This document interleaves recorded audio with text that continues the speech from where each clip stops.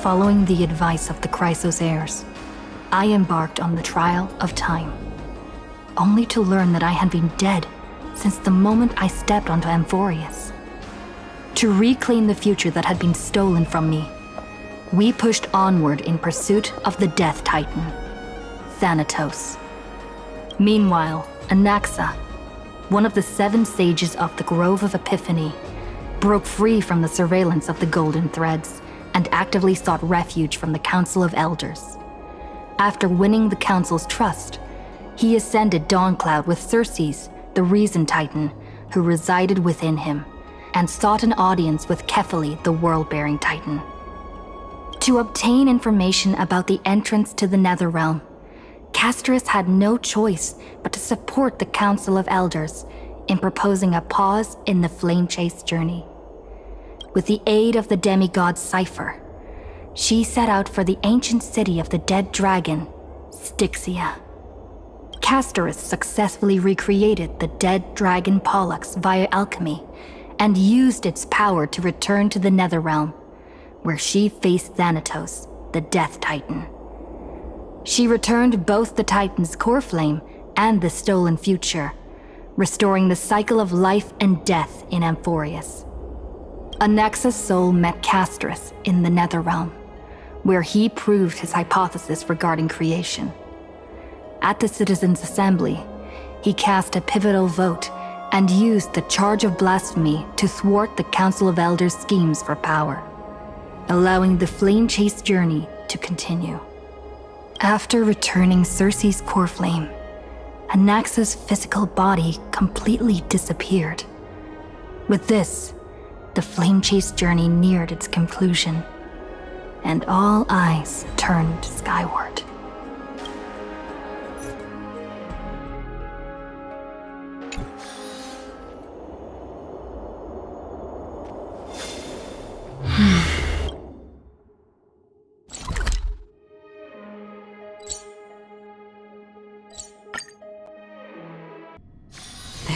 Haven of memories. Every touch, every moment is like a thorned rose.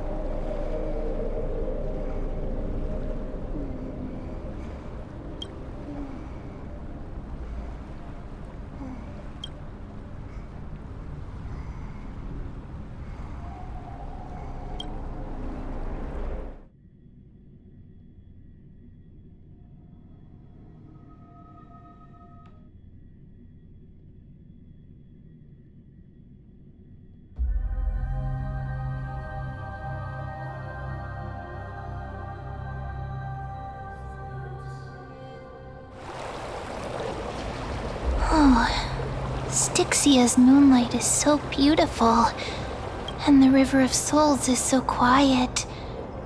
It's like everything that happened was just a dream. I wonder if Cass is doing okay on the other side. If I write a letter and put it in a drift bottle, will she be able to read it? You're right. We promised Cass that we continue the flame chase journey, so we can't let her worry. Now's not the time to feel down. We gotta pull ourselves together. By the way, it was Miss Cipher who asked us to come here. But where has she gone? Huh? Yes, and this aura feels so familiar. Let's go check it out together. Be very careful. I have a bad feeling about this.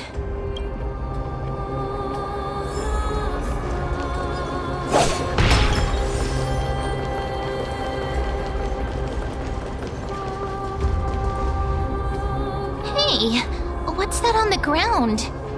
Should we pick it up? Careful, careful. It's a piece of black cloth. Now, where have I seen this before? What?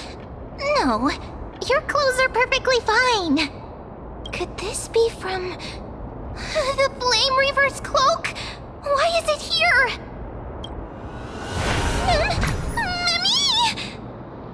Look out!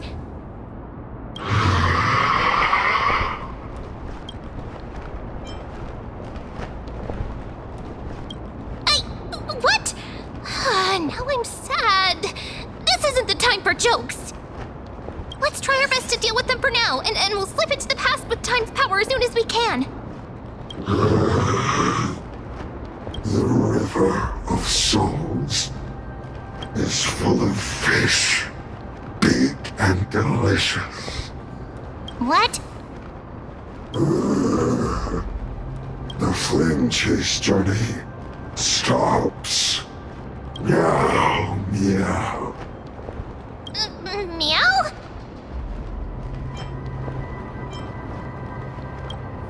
We already knew about the mad part, but are we still in danger?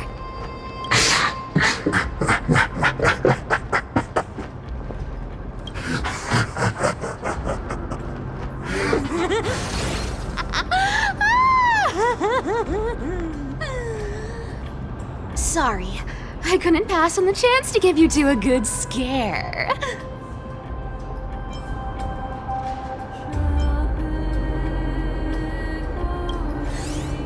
Don't run! I'm the real Cipher. The real one. Come on, don't be upset. I'm just giving you a kind reminder that Amphoreus isn't safe at all.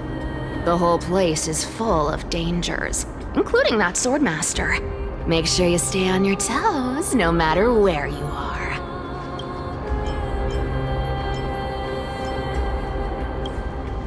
Really? Just a minute ago, that gray hair of yours was all standing up. You were so scared. So, was that a Flame Reaver disguise? Or a magic trick? It looked so real. Is that the power of the trickery demigod? Disguise? No. It's not as simple as that. Let me think about how to explain this. For example, what did you think when you realized that piece of cloth came from the Flame Reaver's cloak? We thought that maybe the Flame Reaver was around here somewhere? That's right. And then you heard some footsteps. What did you think when that happened? Well, we thought it must be the Flame Reaver coming this way. Yep, exactly. I just used some hints and, mental suggestions to help you believe in a lie. Lies are what Zagreus is best at. If everyone believes in a lie, then it becomes reality. A power to make lies into reality? That's got all my hair standing up. You think I might be lying? No need. The seamstress trusts you for a reason. Someone as honest as you couldn't trick me even if you wanted to. So, there's no harm in telling you. Besides, we still need to team up to go treasure hunting, right? Let's wrap up here. It's time to get going. Oh, was that your teleslate?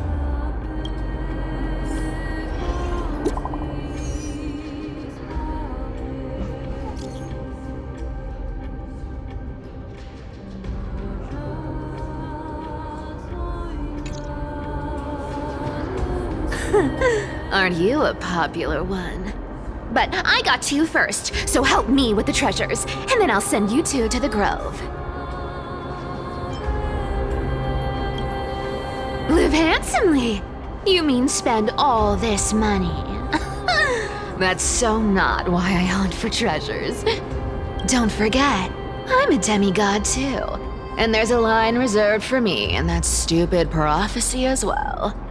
You shall walk with greed and die over petty change. But I don't believe in that.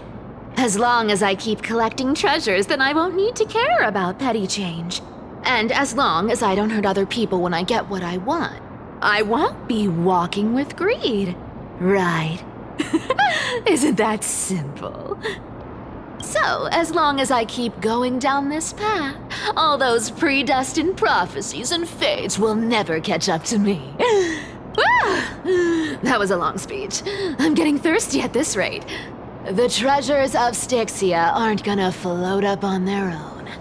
Come on, Grey Mystery. Show me what the authority of time can do.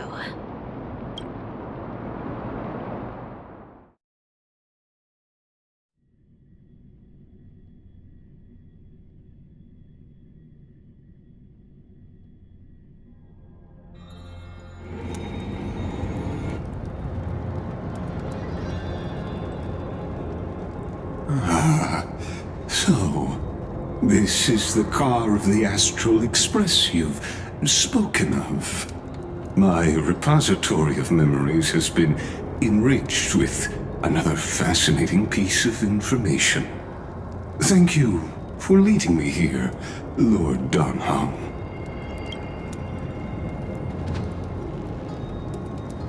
Okhemans hold wisdom and knowledge in high esteem. If the citizens knew of your origins, I'm sure more would be intrigued by the Trailblaze.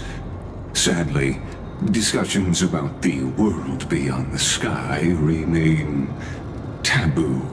It's been quite some time since you first arrived in Okhema. Presumably, you've been looking for a way to leave ever since. Don't be too hard on yourself, my lord. This puzzle has stumped Amphoreus' scholars for centuries.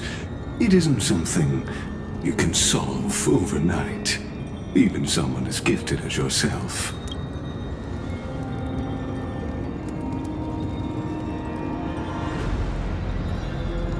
Exactly. Of the 12 Titans of Amphoreus, Aglaea is known for being the most. The weather itself reflects their mood. Tranquil sunshine, mournful rain. Aquila's breath is a brisk wind, and their cries resound as thunder in a storm. The sky above affects every citizen. It's clear that Lady Aglaea's decision to confront Aglaea at the end of the flame chase journey was a carefully considered strategy.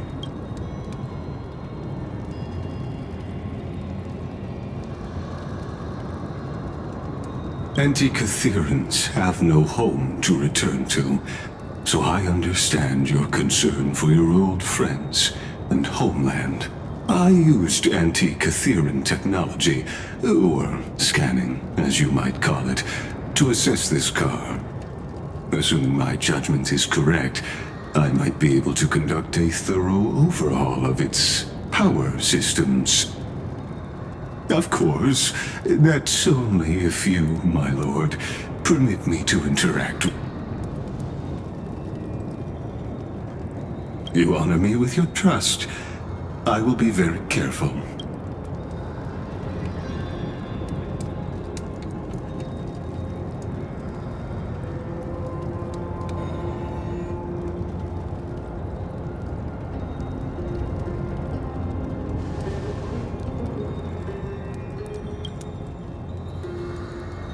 Not exactly, but we Antikytherians are inherently sensitive to machinery, carefully endowed our kind with a unique advantage for analyzing and learning.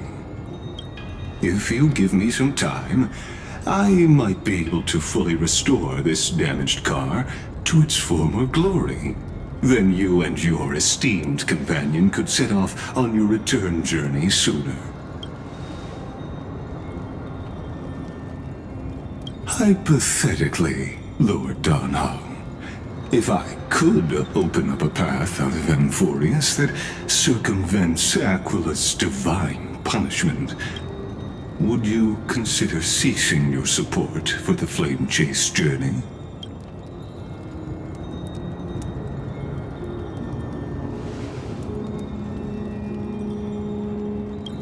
It's best if you don't delve too deeply into that question, my lord.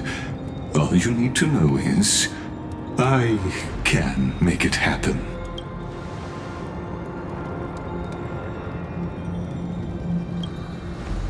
The crucial point is, if you and your companion are unwilling to halt your support for the Chrysos heirs, it could offend certain interests.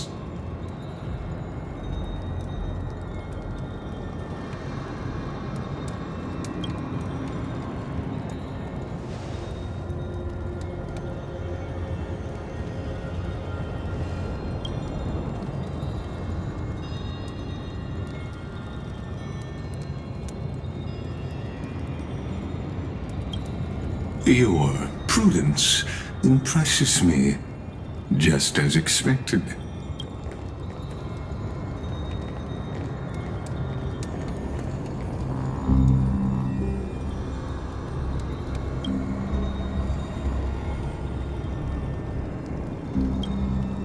Please don't misunderstand, Lord Donhong. As the Theoros, I have no allegiance to their plans, nor am I obliged to obstruct them. I am neutral. Out of respect for you, I hope to offer a peaceful solution to ensure the safety of you and your companion.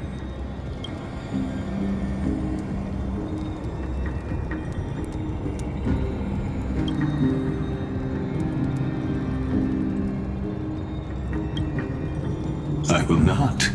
As I said, are you asking this because you plan to refuse my offer and continue supporting the Chrysos?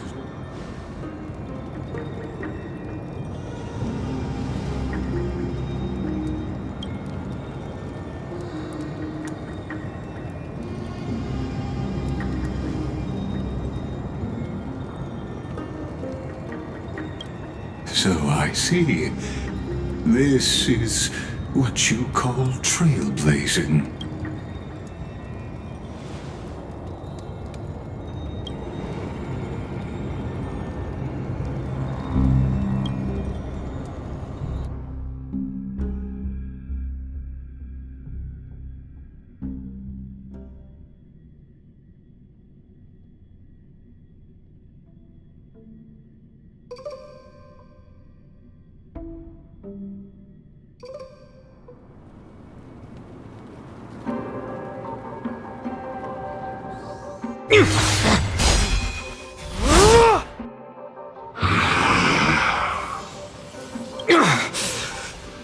You have such overwhelming power, so why?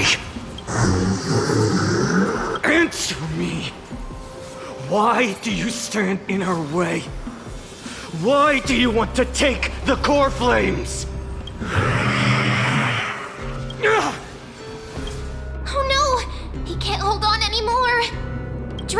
here, friend.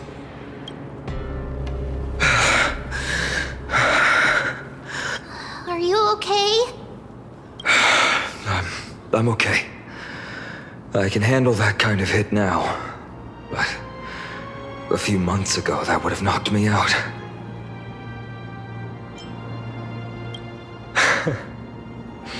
Well, that's why I made sure you were well fed and rested on the road. Thanks for the help. To face Aglaea and other potential threats, I must sharpen myself with the most aggressive methods. Even so, it's impressive you thought of this training method. Battling the phantoms of the past in the River of Time? It's just like the hyperbolic time sanctum that the bards describe. It's working pretty well, wouldn't you say? But combat isn't just about strength and skill. You also need the right weapon. Compared to that guy's weapon, mine feels like I'm swinging a lump of iron. I can't tell you how many swords I've gone through since the training began. It's a good thing Cartonis is the finest blacksmith in Amphoreus. I asked him to make a suitable divine weapon for me. It's a little embarrassing to say this, but in order to help me, he deliberately turned down all other business. Oh, Cartonis is part of this flame chase journey after all. Full of energy. Thinking about how he's been recently, maybe you're right. But, Phainon, I've been somewhat concerned about you. Lately, you seem more and more fixated on that Swordmaster in black. That's quite the sudden shift in topic. I've been holding this question in for a long time. You're getting stronger, but seeds of unrest are also growing in me. Don't worry. I'm not wielding my sword for revenge. She's been through Nikador's trial and understands. Those who can't walk out of the shadows of their past are ultimately weak. Times have changed. The responsibility I bear is both precious and fragile. I wield my sword for the future of Amphoreus. I will not let hatred cloud my judgment again and neglect my duties.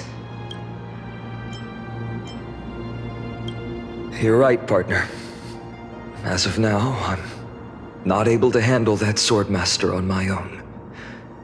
I still need the help of my friends.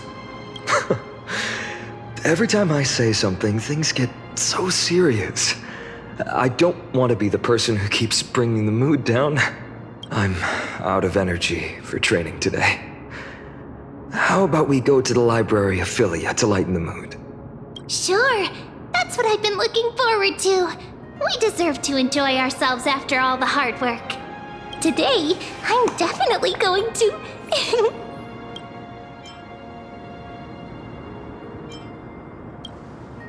A girl's little secret. Don't pry. That's the charm of this place. You can find whatever you're into here. The three of us might not be into scholarly books, but we could still spend an entire day at the library of Philia.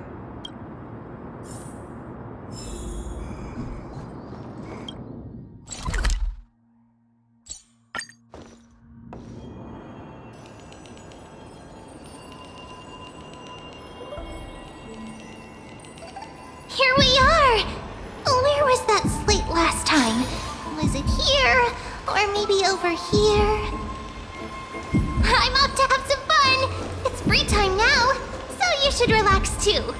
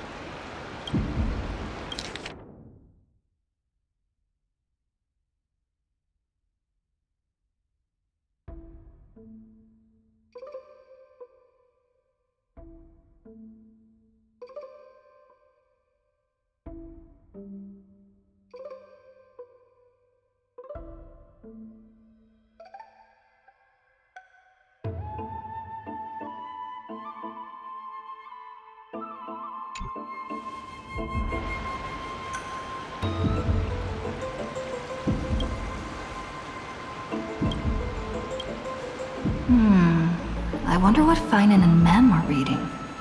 Let's take a closer look.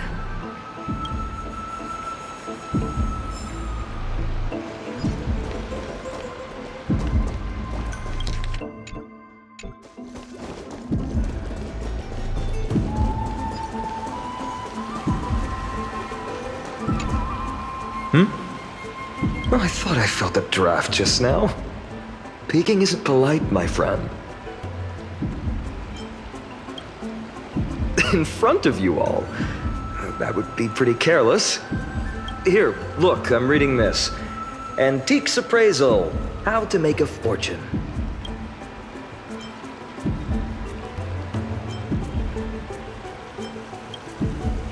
Whew, your comments cut deep. It's tough to find a good comeback.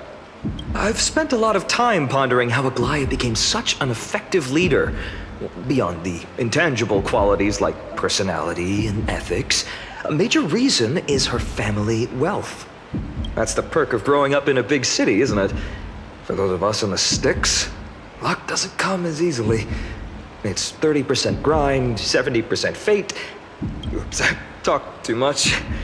As a leader, you need both integrity and integrity and skill.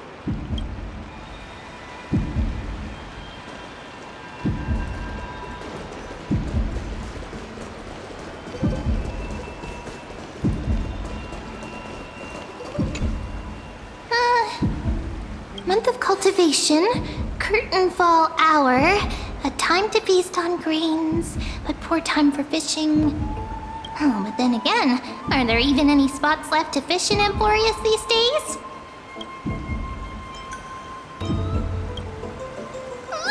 You scared me!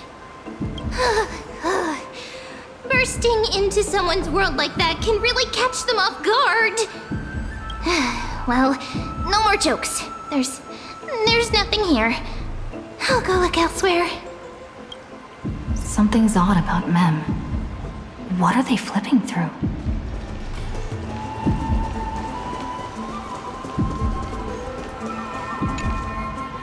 Oh, these cards are so detailed and fine. Ruler, Weaver, Traveler, Healer. But the interpretation for each card is so long. Do I have to memorize them all?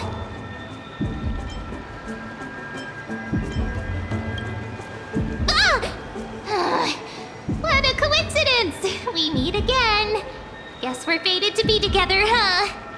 But you must be busy, so I won't bother you for now. Hope your day, every day, is joyful. So suspicious. Not like their usual self.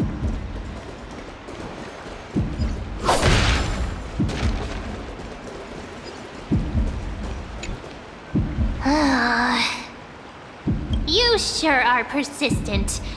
All right. I'm totally helpless against your charm. What are you guys chatting about? Is this the Amphoreus Divination Compendium? Why are you here too? Sorry, seeing you two chasing each other around, I suddenly found my book not that appealing anymore. Never thought Mem would be into divination. But it's not exactly a niche hobby, so why all the secrecy? I wanted to set up a surprise! Master it in secret and give you all a shock. But getting caught halfway through, it's only natural I'd feel shy.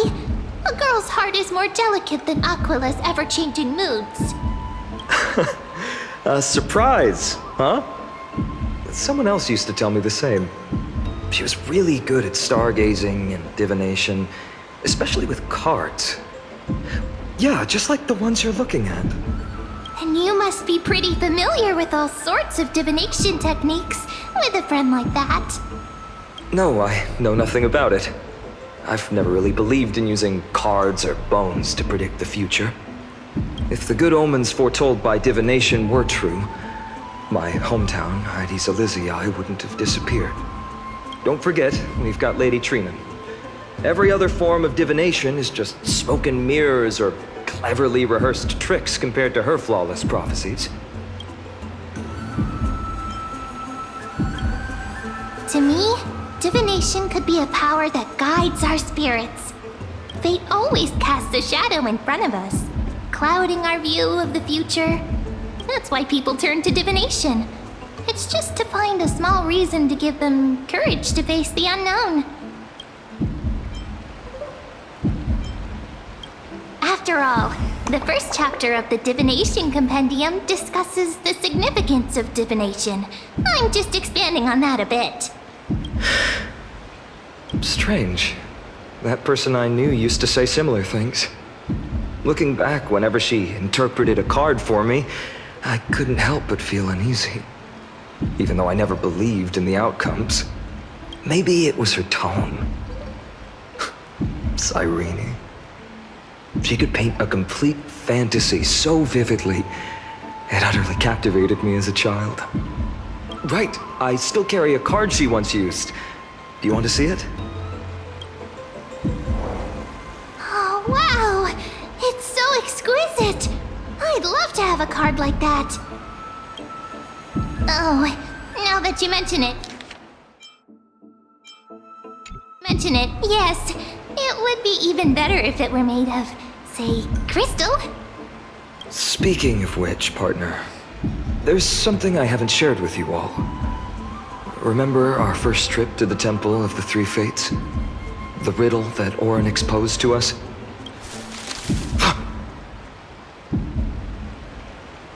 Who's there?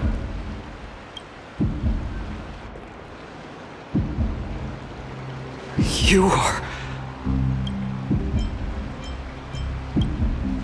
These folks are up to no good.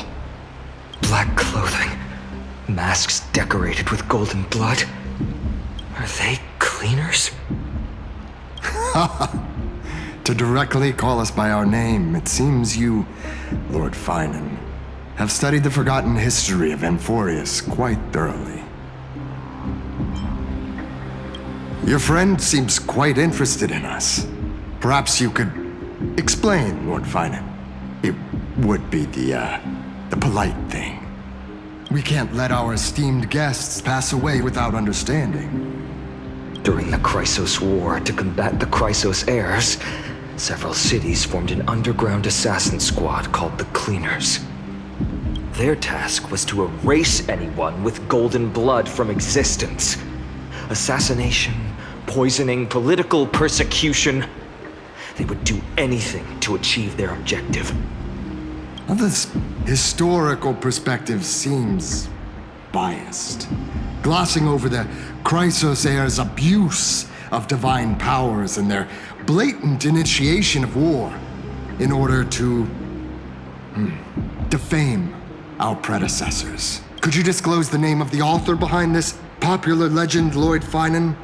I'd hate for the innocent children of Okhema to be tainted by such slanted narratives. You should have stayed buried in the dust of history. The Citizens' Assembly has once again legitimized the mission of the Chrysos heirs. But as for you, not one citizen would cast their vote for you. Executioners lurking in the shadows. What does it matter? We've long since stopped expecting to be understood. People have become too accustomed to peace, and they've forgotten the disasters that arose from allowing generations of the Chrysos heirs to rule. Complete nonsense. Did you really travel all the way to the Grove just to have an argument? I enjoy dealing with people as straightforward as you, Lord Phainon. You've probably figured out why we've come before you.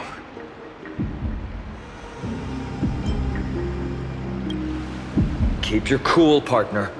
They've come out of the shadows, which suggests they have something up their sleeves. All right, let's hear it. What are you hiding? But watch your language and don't say anything you might regret. My shoulders might be sore and my sword a tad dull, but it's still enough to slice off your tongues.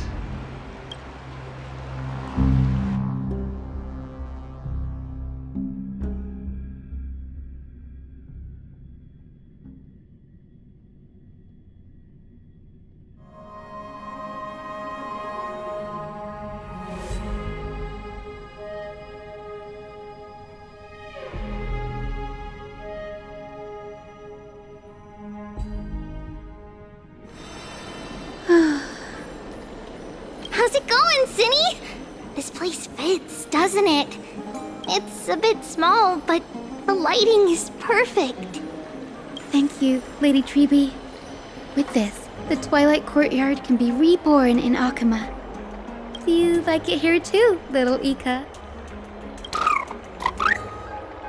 It's so bright here. Maybe you should rename it? How about Luminous Courtyard? Lady Tribbie makes a good point. But Twilight Courtyard carries the long history of the descendants of the sky, and I'd like it to continue. Right. How does the legend go again? Even Lady Tribbie forgets things. We just haven't prepared lessons in a while now, so we're a bit rusty. Just give us some time and we'll remember. Now we remember. Kremnos and the Firmament, Volume 3, Section 5. With Celiosi, the Day Thunder Knight, striking down the Eye of Twilight, the divine war between Nikador and Aquila, which spanned centuries, came to an end. Thereafter, the Skyfolk gradually declined. Numerous sky fortresses were abandoned, and their descendants began to establish themselves on the land. Finally, those descended from Celiosi the Day Thunder Knight were welcomed by the scholars under Circes and established the Twilight Courtyard in the Grove. The historical records seem slightly at odds with our memories, but the details from that time have become somewhat hazy to us. Oh, I forgot. For Lady Tribbie, history is more than just words on a page. It's something you've personally lived through.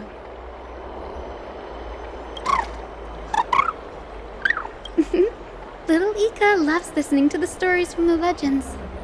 I'm sure you're also imagining one day you'll be as awe-inspiring as the winged beasts by Celiosi's side. That day will come. I believe it. Just keep growing. Lord Crediros?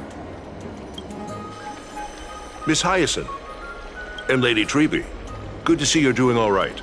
I heard from the citizens you were nearby and came to check. Doing all right. What's going on, Crediros? There's been another violent incident at the market. A shop was smashed and looted. It's the third time this week. How can this be? I always thought that with Lady Aglaea here, Okhema would remain peaceful. That was true in the past, but these days, forgive my bluntness, her senses may not be as sharp as they once were. Aggie. In my opinion, malevolent forces have noticed the slack in the golden threads and are now plotting to exploit the opportunity. The Citizens' Assembly just wrapped up. Why is there still unrest? The Chrysos heirs won by only one vote, Lady Tribbie. From my years of experience, a narrow victory often walks hand in hand with unrest. Trouble! Miss Hyacine! Trouble! Clementine. Take a breath. What's going on? Please! Something terrible has happened at Marmoreal Palace! What is it, Doctor? Calm yourself and talk us through. Lady Aglaea! It's Lady Aglaea who's in trouble.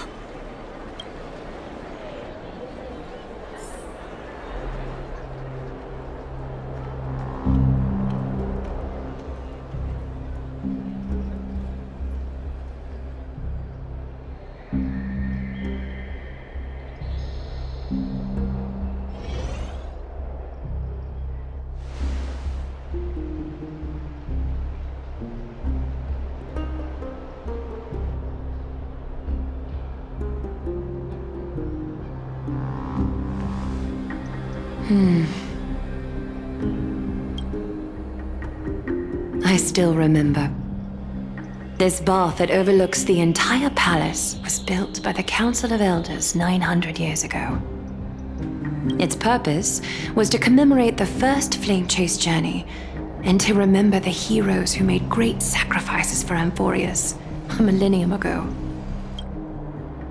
Rules were set then. No one was allowed to enter, apart from guests invited by the Gold Weaver. But, I guess, you're no longer pretending to follow the rules, are you, Lady Kindness?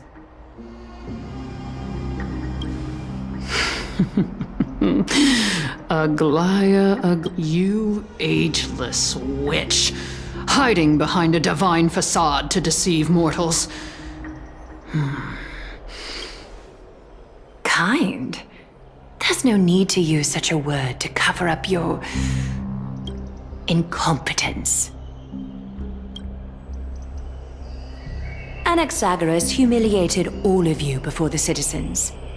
If you still had any shred of shame, you'd throw yourselves from dawn cloud at the curtainfall hour to salvage the last fragments of your dignity.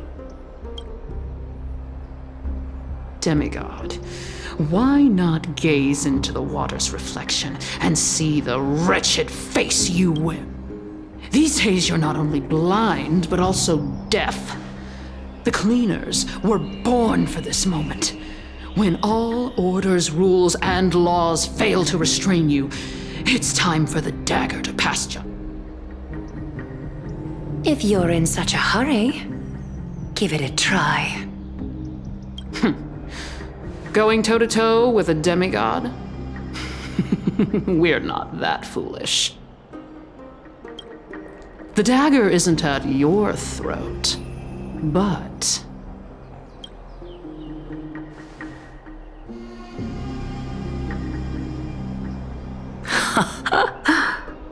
Your gravest accusation is that my humanity is fading. And you claim my concern for mortal joys and sorrows is nothing but a facade. If that accusation holds, what makes you think the lives of these civilians will sway me in the slightest? Fine. I'll gladly use a few more words to shatter that demigod facade of yours. Like I said, you're not only blind, but deaf too. Lately, your control over Okhema has weakened. You failed to notice the thefts we arranged in the market, nor did you catch wind of the meetings happening in the Droma's workshop. Plots are unfolding right under your nose, yet you remain indifferent. Humanity? Fading? Aglaea, why not use your precious golden thread to peer into my thoughts? See if the gift we've so meticulously prepared for you can move that cold demigod.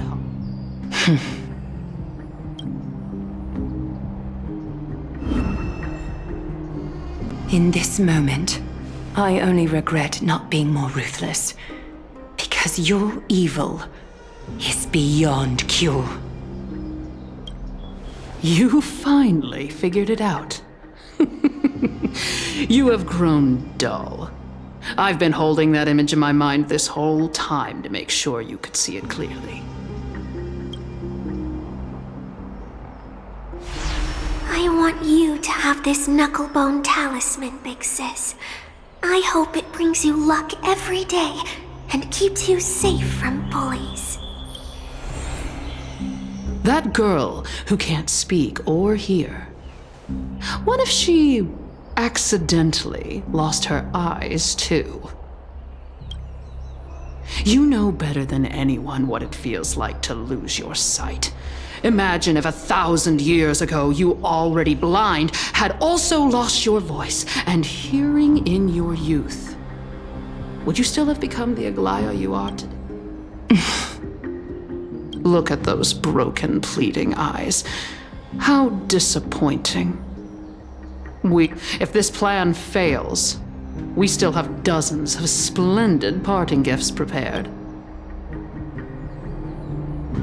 I thought I could buy some more time. In these 1,000 years, I've witnessed the fall of 10 titans. From my naive arrogance at the beginning to slowly learning how to guide others.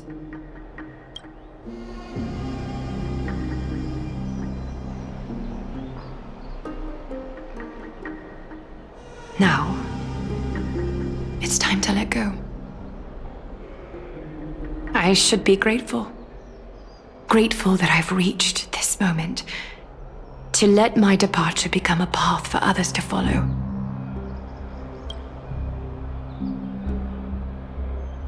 Have I done enough? If I embrace that prophecy now, and sink into the warmth of these waters,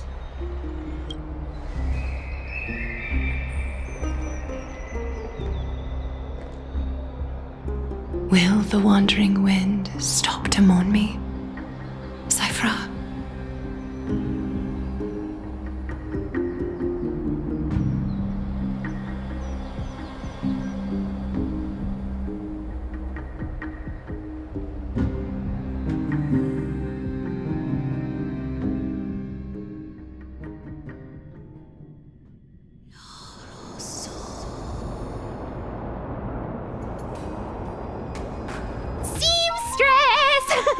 I've come as promised. Look at this box full of gold and silver treasures. I bet there's stuff here you've never seen. Come on. As we agreed, I want to buy the most valuable clothes you have. Little thief! You've got some nerve, barging into my shop dressed in those tattered rags. What have you brought? Let me see. Here, take a look. Only the finest goods. See the sapphire? It's even more blue than Fagusa's eyes. Such exquisite luster. I've only seen an ocean's tear of this quality in my mother's treasury. Wait. You've seen one before. And here I thought I'd leave you speechless. What a letdown. It's just an old memory. My family estate all burned to ashes long ago. This workshop is what I built from scratch. Wow, a daughter rebuilding her family business. How admirable. Enough with the jokes. At least you did get to enjoy those luxuries. Mind your manners, kitty. Tell me, Cipher, where did you come from? And how did you acquire these treasures? I won them fair and square in a bet. What? Do you doubt me? Speak up, seamstress. Give me a straight answer. Do you want these or not? Strange. You're clearly lying to my face. But my golden thread doesn't tremble at all. That's because I'm not lying. I've been telling the truth from the start. Is that so? The scars and the mud stains on your face tell another story. Come on. Can't we just do business without all this chatter? Don't worry. I didn't leave any evidence, so no one will bother you. How can I trust a word you say when you're so skilled at lying? Dealing with you rich people is such a pain. Always wasting my time. Fine, if you don't want it. There are plenty of others who do. Hold on. Your treasure? I'll accept it. But these alone aren't enough to purchase the gold weaver's finest clothes. That said, I do have something that would suit you perfectly. Oh. What do you have in mind? Look. Come a bit closer. Oh, it's shimmering gold. Absolutely stunning. These golden boots are the gold weaver's greatest treasures. Though not as valuable as the most precious gowns, they hold a magical power. Legend has it that Zagreus blessed these boots, allowing anyone who wears them to move swiftly and silently. Put them on, Cipher. Then don't get caught again. A face as lovely as yours deserves better protection. You rich folks just love sticking your noses in everything, don't you? Well, I'm taking these now, so don't get any second thoughts. What's wrong? Do you have a smaller size? These are way too big for me. Well, I suppose you'll have to grow into them.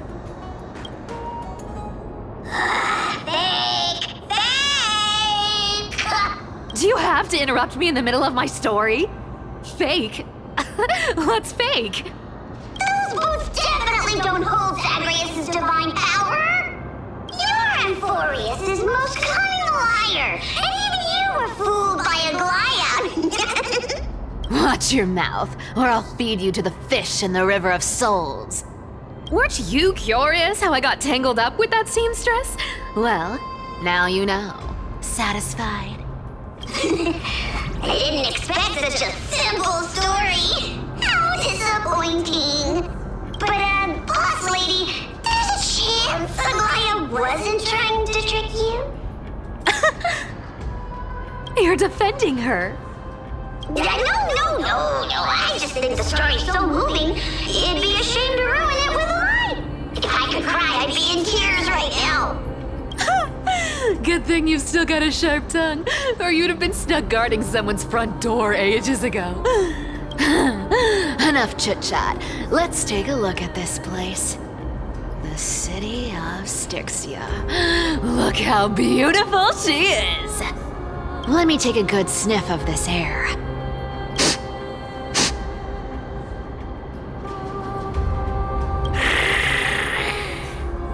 This air, it's filled with the scent of treasure everywhere. Wonderful! Just wonderful. Thanks to Castorice and Grey Mystery, the ancient city's barrier was finally dispelled. Now that I think about it, helping them was well worth it. Time for treasure hunting, Barto! Lead the way, and whatever we find, we'll split 80-20. Well, I have a suggestion. How about 70-30 instead? Listen closely. Do you hear that? The gnawfish in the River of Souls are growling with hunger. 80-20 it is! How generous you are, Boss Lady Cipher! Anyway, what's with all this water? It's damp, cold, and miserable here. I hate it. Ooh, the mighty demigod of trickery! Uneasy around water? You wouldn't understand! The people of Dolos are talented in many ways. Just, not in swimming. Why don't we have a race? Long distance, sprint, or laps? Take your pick! What's got you so worked up? Relax. Who would have thought the fearless Lady Cipher was afraid of water? Cats hate getting wet. What's so hard to understand about that? Now, hurry up and figure out a way across, or I might have to reconsider our split. Don't rush me! Let me take a look around! Got it! Let's use that thing! Come on! Follow me, boss lady! Not a good imitation. I'll play along. Let's see where this goes, Bartolos. Tell me, how did you hunt for treasure when I wasn't around, boss lady? Trying to trick me into saying something. Not a chance. You're as sharp as ever.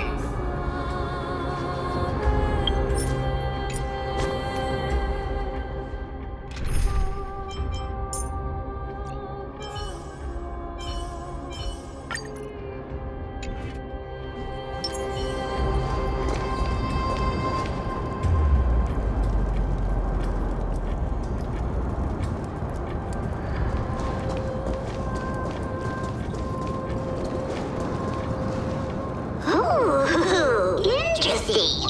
Very interesting. Was this device designed by priests of Ornyx? Do you think you can handle it? Don't underestimate me, boss. Just find a cozy dry corner and wait for me.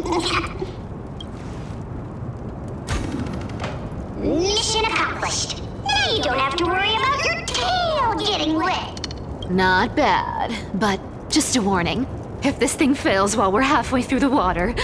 Don't worry, trust me. For that sweet 20% cut of the loot, I'll make sure you're taken care of. Huh. This feels truly magical. When did you pick up this trick? Self-taught. Oh, self-taught. We're here. Can we turn off this spotlight now? It's really blinding. No problem. Just use the device over there to shut it off.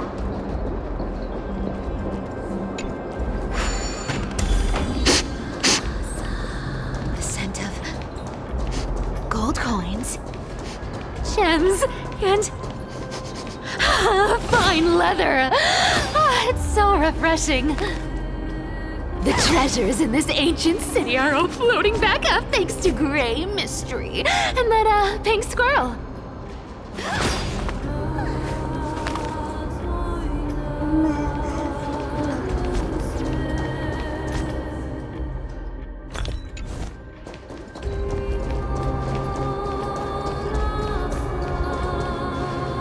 Yes, right here.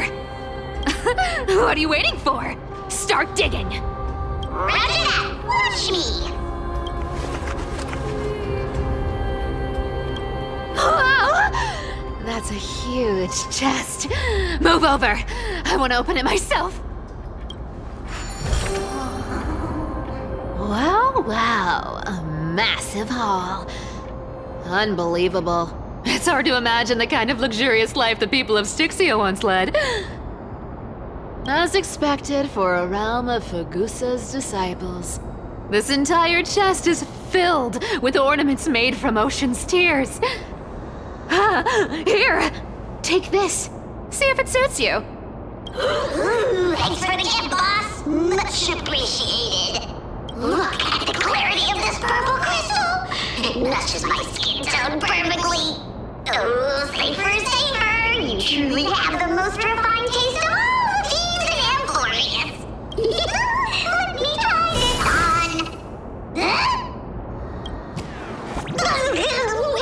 Where is my treasure? How long have we known each other? I can't believe you still fall for this. This is... How could I have forgotten about this? I'll believe it as true, and the lie becomes reality. What a convenient ability. The demigod of trickery's divine gift. Far more practical than any golden thread or teleporter. All right, enough fooling around. Here's the real thing. Lead the way. Cipher rules! I've already pinpointed the next trove of treasure! Starting navigation. Boss lady, we're set to make a fortune this time! Got any plans on how to spend it? Of course. Spend nothing. Have you forgotten my silly prophecy? I remember, of course. Whoa! Isn't that like... Uh-huh. Once activated, this thing makes a racket that can be heard for miles. It's just too stupid.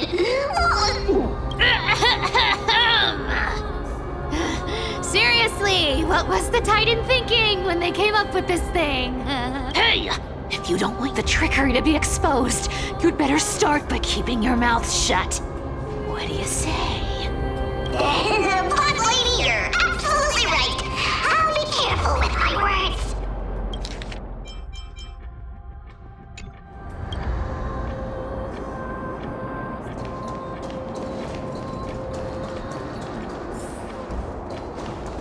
Here we go round the river of souls. goes. Ah! There's a big guy guarding this place. Yeah, big and dumb. Just a pure lump of stupidity. Cat mouse time! Look at its face. Oh my, how could something be so ugly? Yeah, so ugly. Ugly enough to make even me, a little imp without a digestive system, feel nauseous. If that ugly brute messes up my face, even the stoic Talantin might end up shedding a tear. Indeed, that would be heartbreaking. Clearly running away is the sensible choice. So, how about you take the front? I'll attack from the side. Right. Fleeing fits a rogue nature. Huh?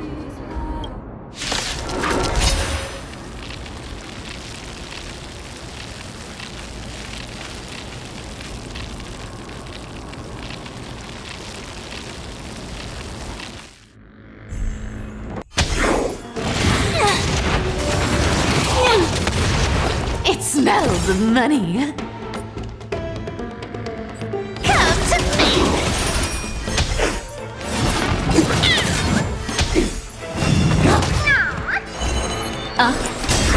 Found me. Together as one. Human creations. Free will, or was it fate? Destiny. For oblivion. I weep for the departed. It too shall fall.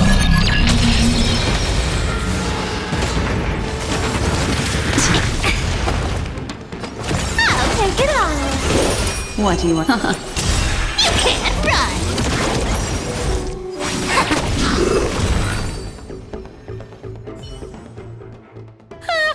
Such an ugly and useless creature, taken down with just a couple of hits.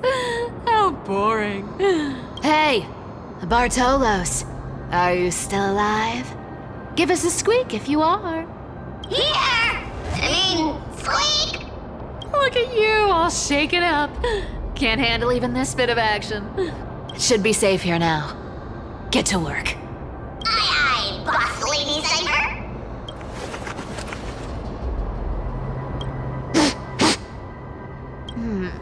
It doesn't smell like anything valuable this time. Since we've already dug it up, let's open it and see. Huh. Is this?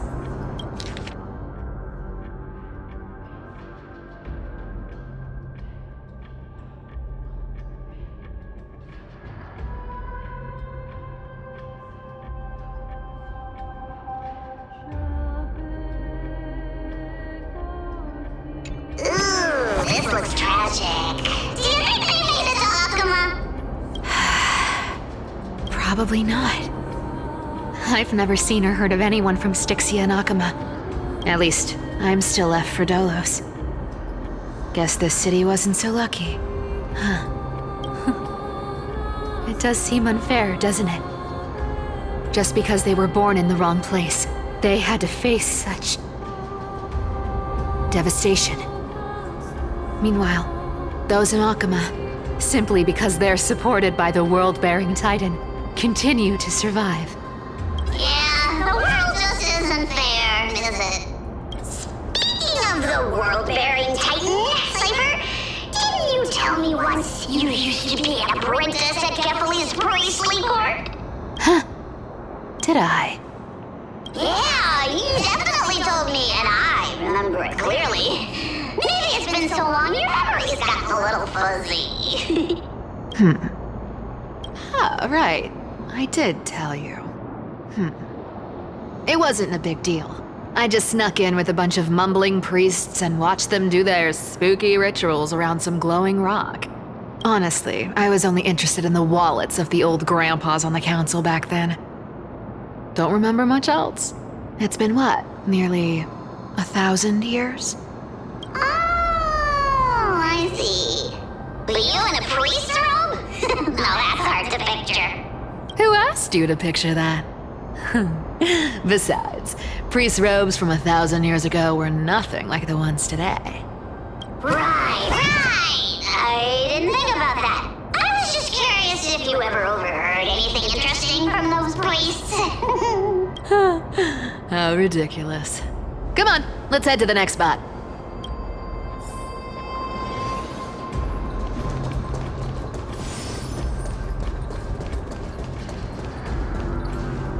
Where did this roadblock come from? Ugh, this is so annoying. The treasure is right in front of us. Oh dear, we're stuck here. But I have a plan. Should we call on that big, noisy, cumbersome hand of Xandrith? Never thought that thing would actually come in handy. All right. Do you want to handle it? Leave it to me, boss. I don't need a controller. After all, you know.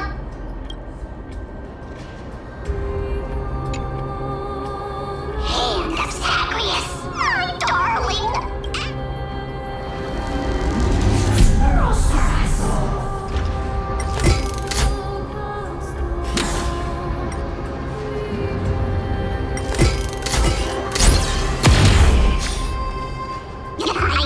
Looks like a charm.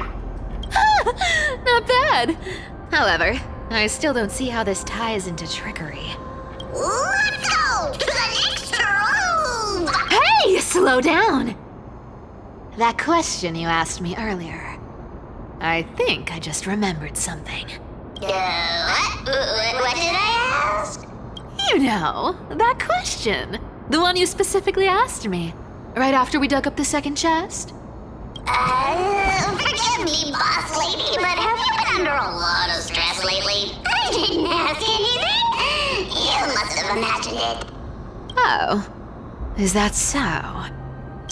Maybe you're right. I have been a little on edge lately. I need to relax. All right, let's move on to the next treasure trove. Treasure, let's go! Twinkle, twinkle in my chest, how this core flame is the best. Wow, when it comes to singing, I still sound better than you, boss. Go beyond all time and space on the journey of flame chase.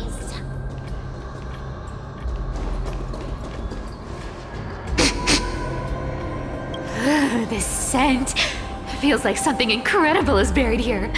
Incredible indeed! If even Boss Lady said so, how could I not be excited? Do I need to give instructions here? Get digging.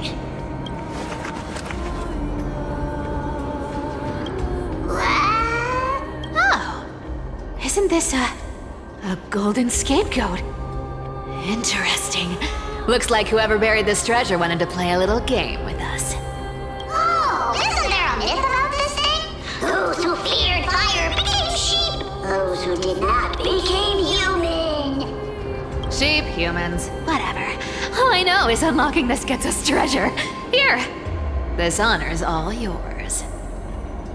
Puzzles and tricks are right up my alley. Just leave it to little old me.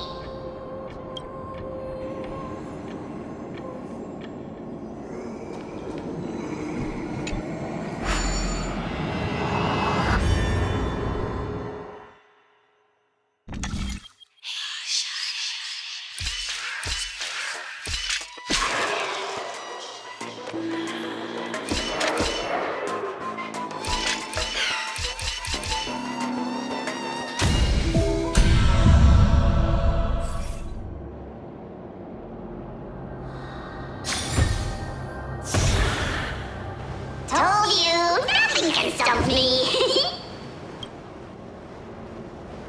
Cipher, it's your turn now. Stop! Stay there, and don't turn around. Huh? What do you mean? I told you, don't move.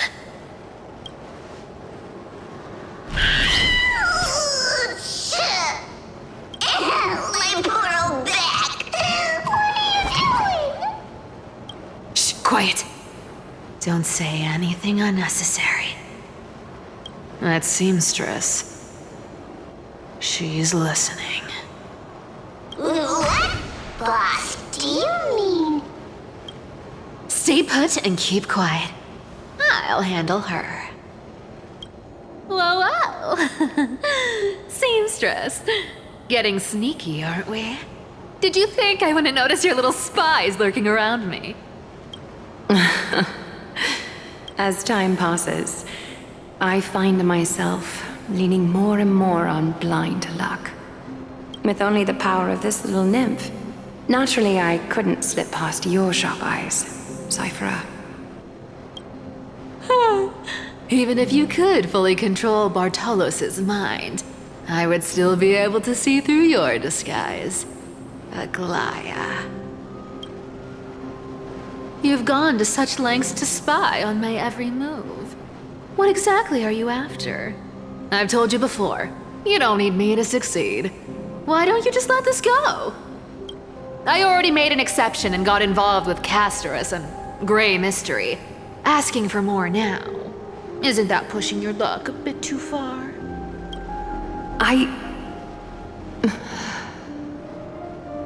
I'm sorry, Cipher. I've plotted and schemed my whole life. But I never could have predicted our relationship would end up like this. I've spent centuries trying to figure out where I went wrong, replaying every moment over and over. But you've never given me a chance to explain myself, face to face.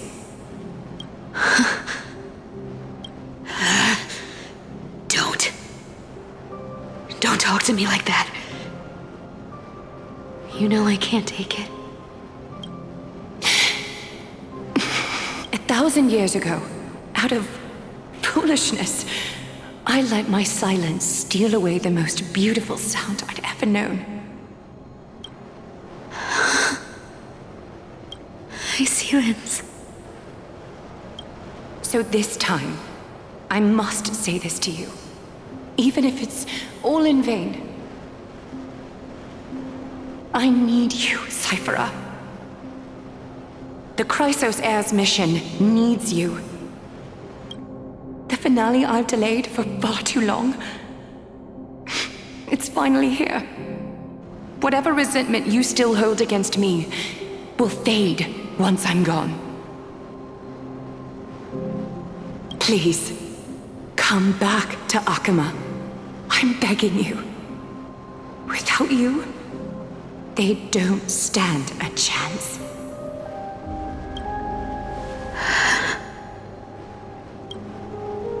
I'll think about it, seamstress. But stop watching me. Unless you want to lose me for good. Don't worry. As much as I'd love to hear your voice again, to see your face,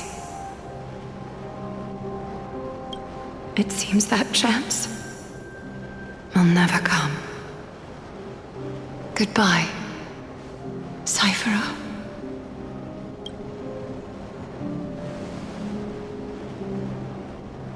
Goodbye, Aglaea.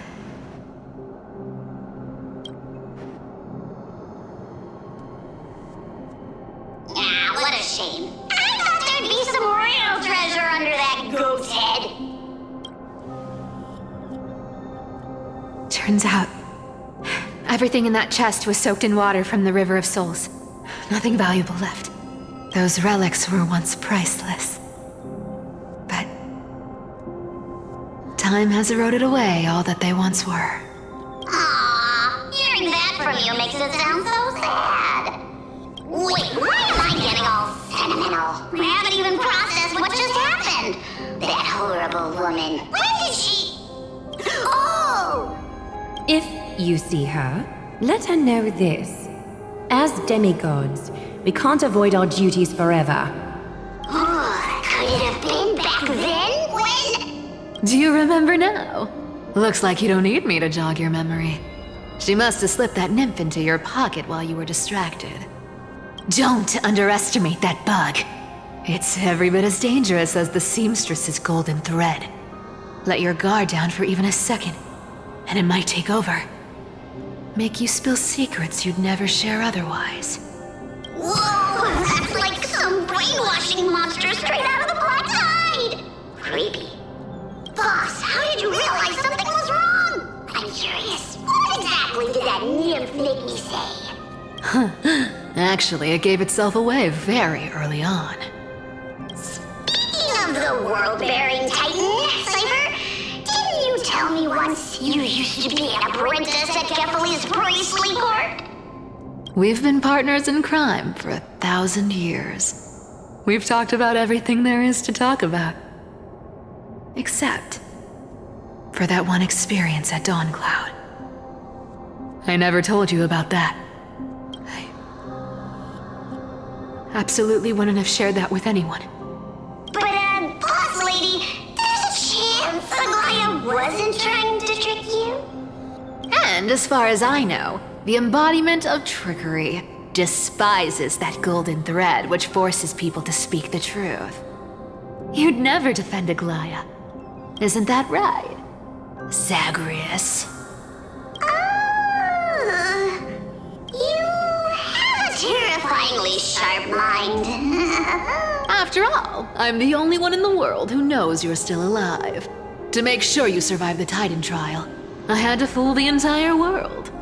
If you want to keep that lie from falling apart, you'd better keep playing your part in the days ahead. Even if it weren't for saving my worthless little life, I'd still walk through fire for Cipher without hesitation. You may have been reduced to this form, but you still haven't lost your way with words. Speaking of which, Cipher, you're not taking that wicked woman's words to heart, are you? Life's been pretty great lately. Why get into trouble now? Don't you think? Honestly, I've been thinking. Maybe a trip back now wouldn't be too bad. You're back again, Cypher. Cyphera, your face. I need clothes. Anything. Just throw me something. A piece of cloth will do. Just enough to cover the wounds. I will pay back the amount I owe. I promise. You're bleeding golden blood. Yes, what about it? So what if I'm one of those Chrysosairs they talk about? Those infinitely strong heroes, world-renowned swordsmen, exceptionally intelligent scholars. Cyphera. Oh, I'm sorry to disappoint. Who knew that group of amazing people would include me? A pauper, thief, con artist. Maybe I should just make another cut to drain all this yellow stuff out of me and... Stop it, Cyphera. I'll give you clothes, warm you up, and stay here. Stay in my workshop until you're healed. Aren't you going to ask me how I got these wounds? Right. What's the use? I'm so good at lying. Even your golden thread can be fooled. If you can't verify the truth, why bother asking at all? I don't need to ask. Nor do I need to use the golden thread. I know everything you do is for survival, at all costs. Stay here. You won't have to deal with the cold or go hungry again. Stay by my side, and you can start putting yourself back together. Aren't you worried I'll ruin this place's reputation? Or that I might sneak off with your precious clothes and sell them? I wouldn't have invited you if I were worried about those things. You're weird, seamstress. You know, they say a child who often lies remains a liar for life. I've tried not to become a liar, but honestly, it's just too hard. I'm close to giving up. What makes you think I won't disappoint you? Because I can feel it. Not with the power of a demigod, but with the heart that beats in my chest. You love this place. That's why you keep coming by, but also why you hesitate to stay longer. You worry you'll tarnish the Gold Weaver name.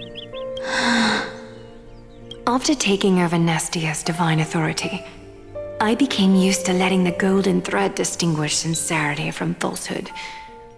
However, the mission I need to complete requires me to learn to trust and rely on my heart. Cipher, you're an honest thing I've given to this world. And also a challenge the world has given to me. Stay here with me. You have a beautiful face that deserves better than to be covered in scars and grime. You've got a way of talking that's hard to follow. All right, let's make it a deal. You have 1 day to change your mind. Once the action hour passes, there's no turning back.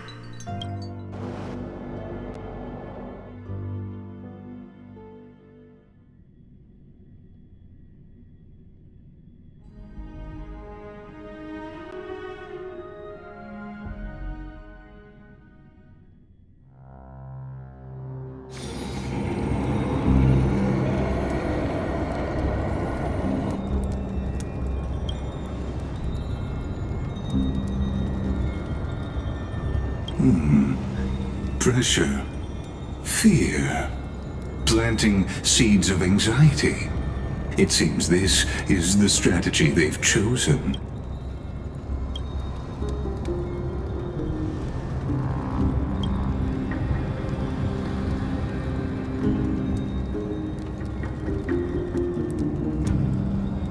From what I know, these stories are true. The kindness we know today, strictly speaking, is the 27th kindness.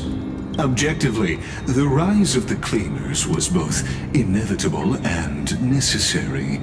Yet their ruthless and twisted methods earned them nothing but disdain.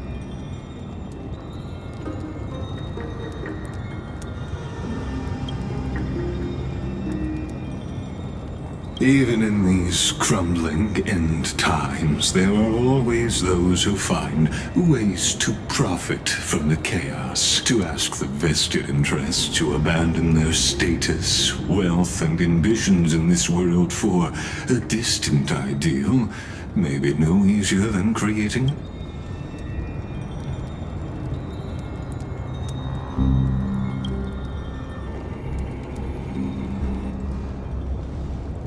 There you are, Lord Donghong. We couldn't reach you on the teleslate, so the Holy City Guard almost assumed you two had met some terrible fate.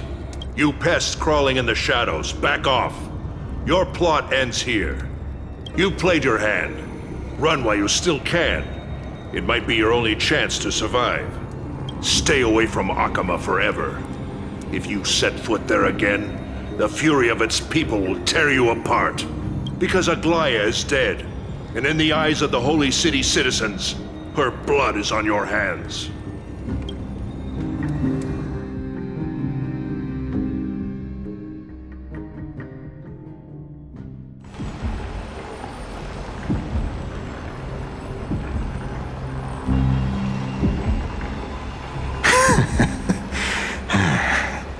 Looks like she was wrong about you. She? Are you talking about the mastermind behind all of this? Well, she thought you were weak.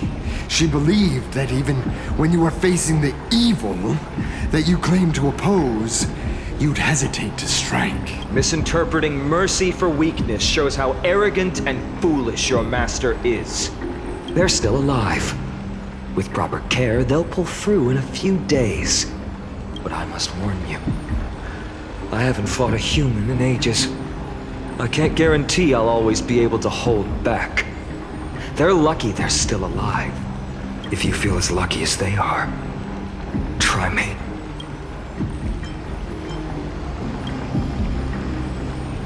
Phainon is seriously upset. Get out of here. Don't show your face around us again. If your master wants to stop the flame chase journey, she'd better bring an army that makes Kremnos at its peak look like child's play. I've said it more than once, Lord Phainon. We're not here to start a fight. We came only to ensure you weren't anywhere else. While you were unaware, we already accomplished our mission to buy time. So, Lord Phainon, until next time. Are you okay? I'm fine. Anyone who uses innocent lives as bargaining chips has gone too far.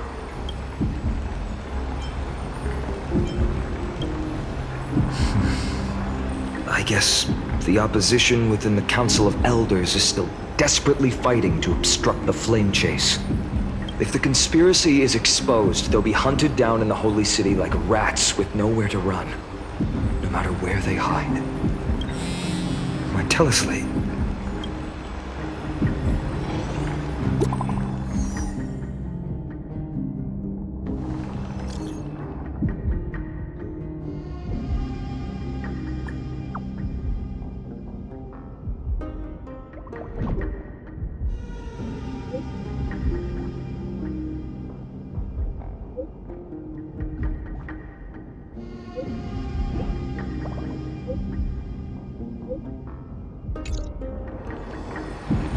Aglaea?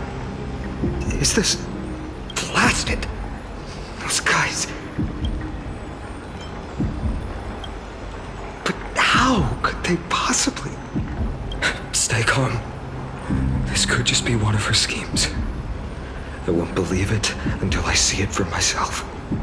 Phainon, what should we do now? Stay on course. I'll contact Tribbie and ask her to keep the citizens calm. We'll hurry back to Okhema as fast as possible and assess the situation in the city. If we run into any enemies along the way, I won't be merciful this time.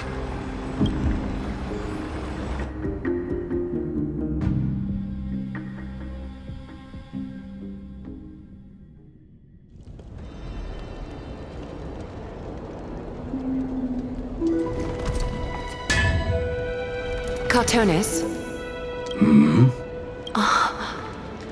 You're forging a sword for Phainon, aren't you?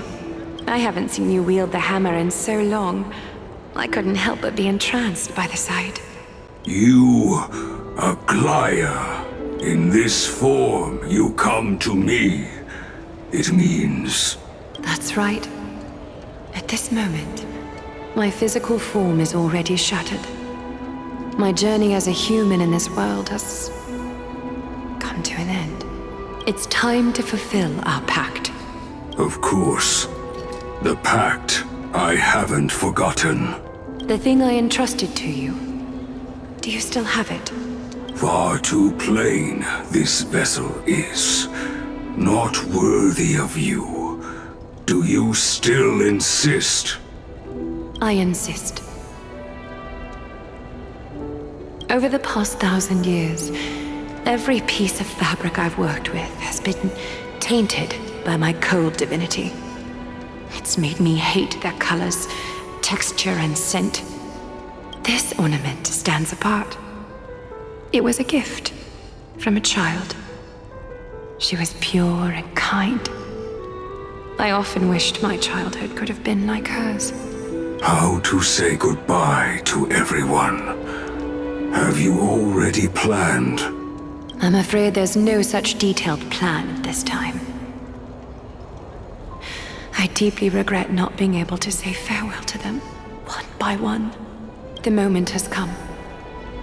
My departure will give them one less thing to worry about. This parting gift should help ease the regret of such a sudden goodbye.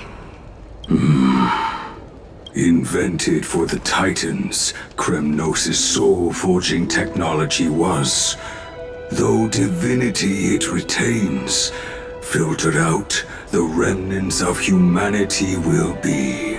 Is that what you want, Aglaea? You've confirmed this with me repeatedly. Yes, Cartonis. I need you to do this for me. Condense my divinity into this ornament. It might still be useful in the future to help them complete their mission. Selfless until the end. Envy that child, there's no need to. Already lived a grand life your humanity has. Your praise puts my heart at ease, Grand Craftsman. Now, please, take me through the last tempering that fate has to offer.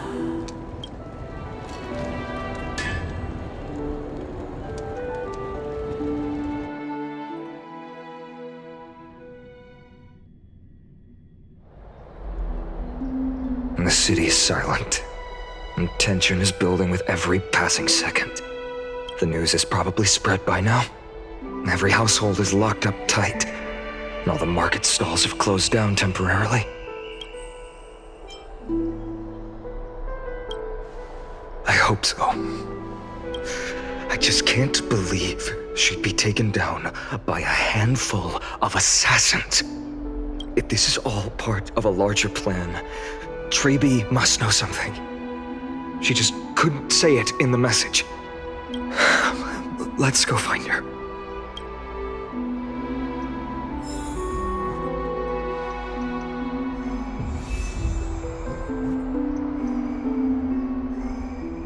And weave a new beginning.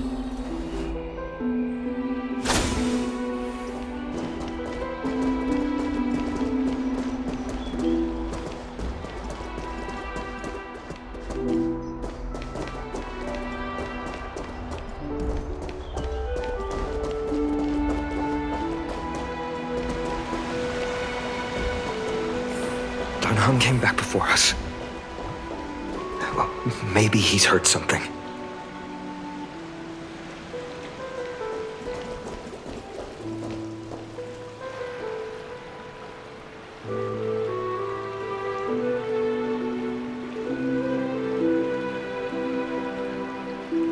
Don't worry. The cleaners didn't lay a hand on us. Lord Crataros, were you in the city when it happened? What exactly went down? Regrettably, no one knows the details of that moment. Eyewitnesses only saw... It's fine. Just tell me. Eyewitnesses at the Marmoreal Palace saw Aglaea fall from the Chrysos airbath. Oh, gods! She showed no signs of life by the time the Holy City guards approached to check. They were too afraid to jump to conclusions. After all, she was a demigod who lived for over 1,000 years, the leader of the Chrysos heirs. Most citizens of the city believed that death couldn't touch her. She was pierced through the heart by a uniquely crafted dagger. I saw it for myself. It's one of the weapons carried by the cleaners.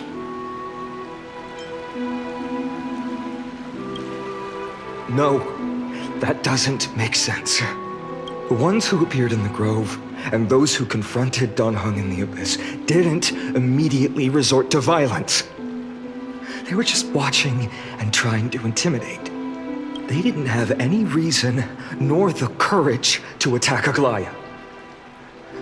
Perhaps...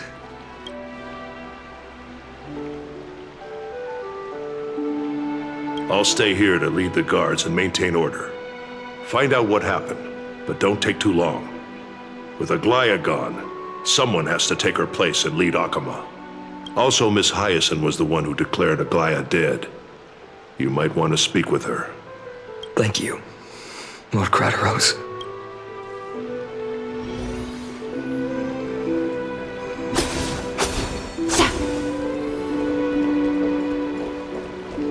I'll stay here to lead the guards and maintain order. Also, Miss Hyacine was the one...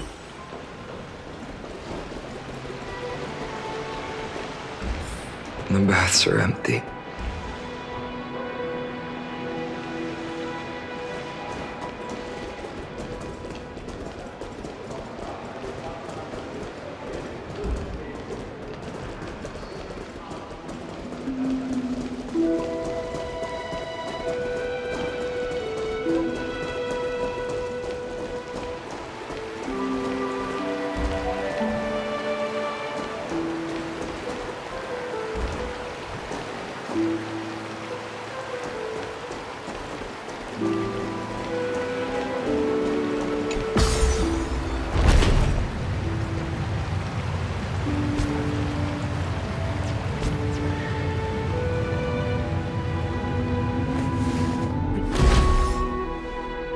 Hyacine.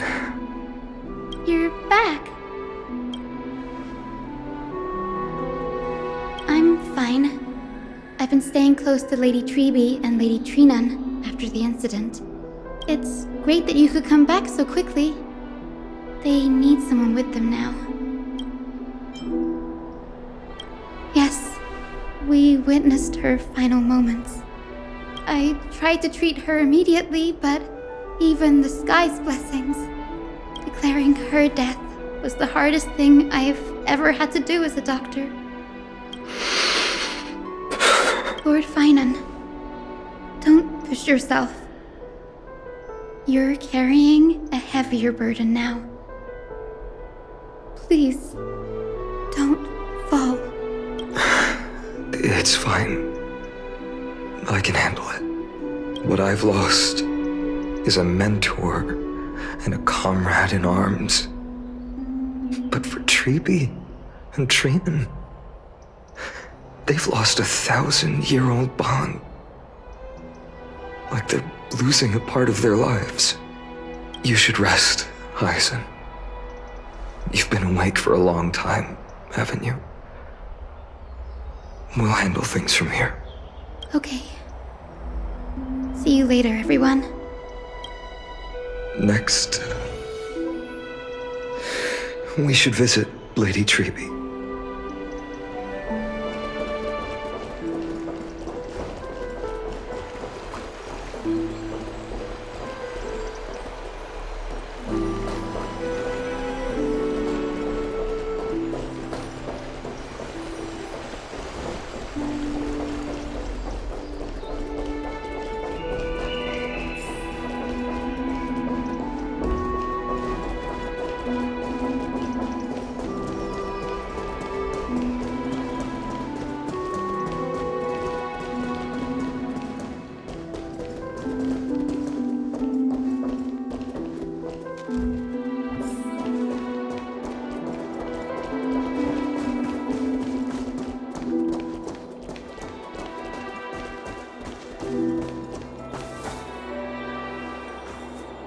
Snowy. Little Gray. You're back.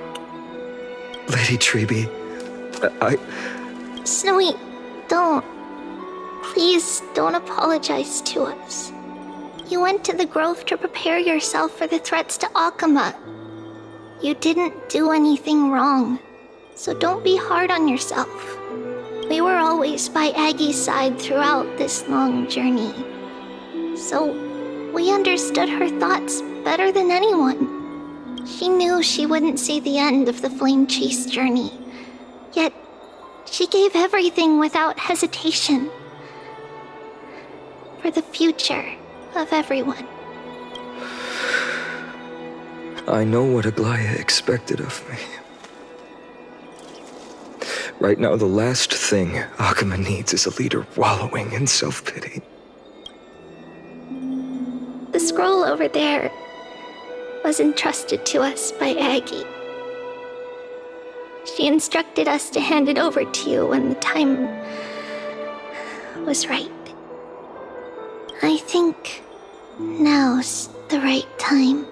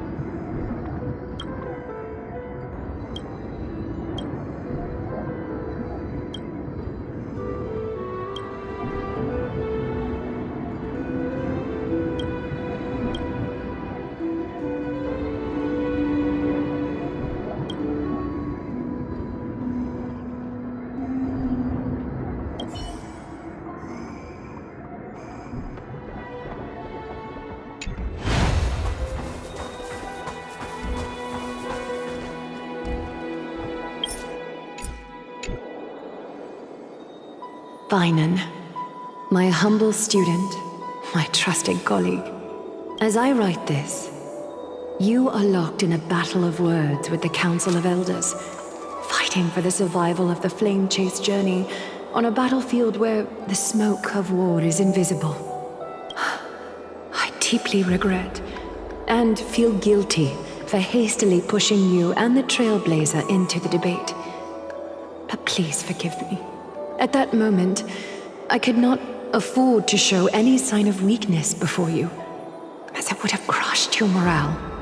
I considered the debate a routine affair, assuming I could win merely with the support and experience we'd accumulated over centuries.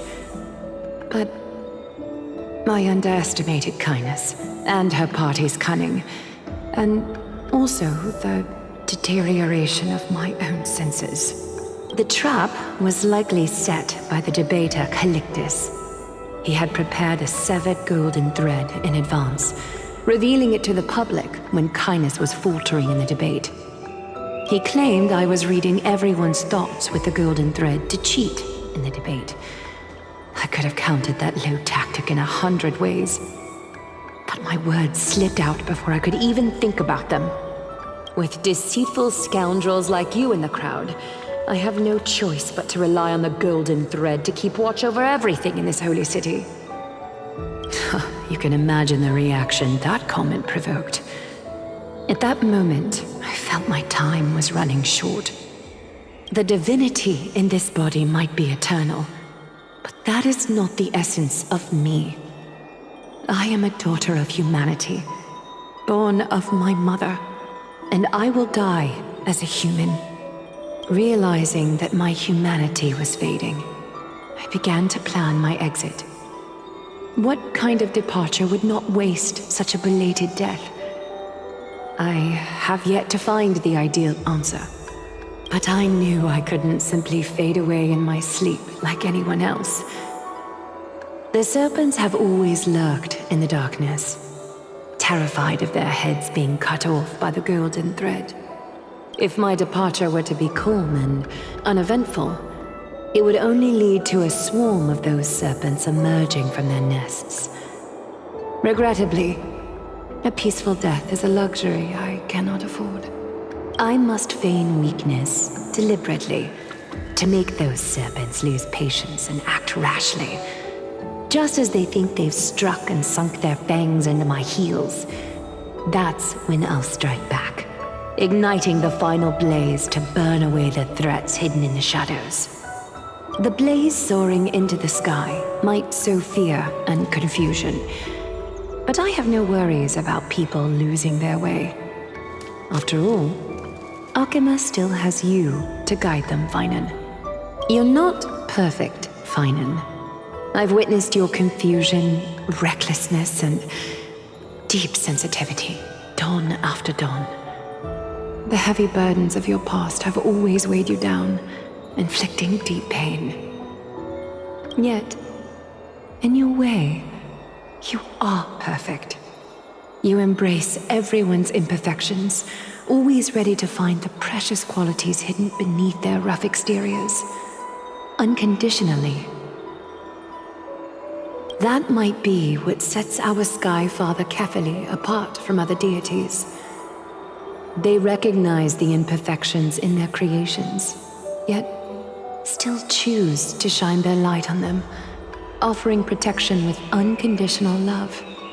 Phainon, while you zealously pursued strife, believing it to be your destined path, from the very beginning, my thoughts have never changed. You are the destined world-bearer of Amphoreus, the gate to Amphoreus' future.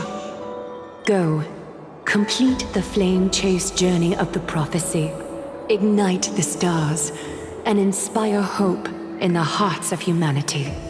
I will be waiting at the end of the west wind, looking forward to the miracle you will create. Aglaea, how could I possibly be worthy of the burning torch you've passed into my hands?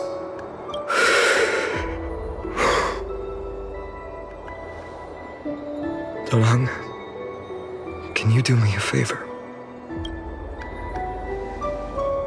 Please deliver a message to Lord Crateros. Have him gather the Holy City guards and the Kremnoans to spread the word from door to door. At the lucid hour tomorrow, Phainon will speak at the Marmoreal Palace. Urge everyone who has concerns about the Holy City's future and the Flame Chase journey to attend this gathering. Tell them Aglaea has left Amphoreus the seeds of hope. Thank you. It's been a harrowing day for everyone. Please make sure to rest well and collect your thoughts. I need to prepare.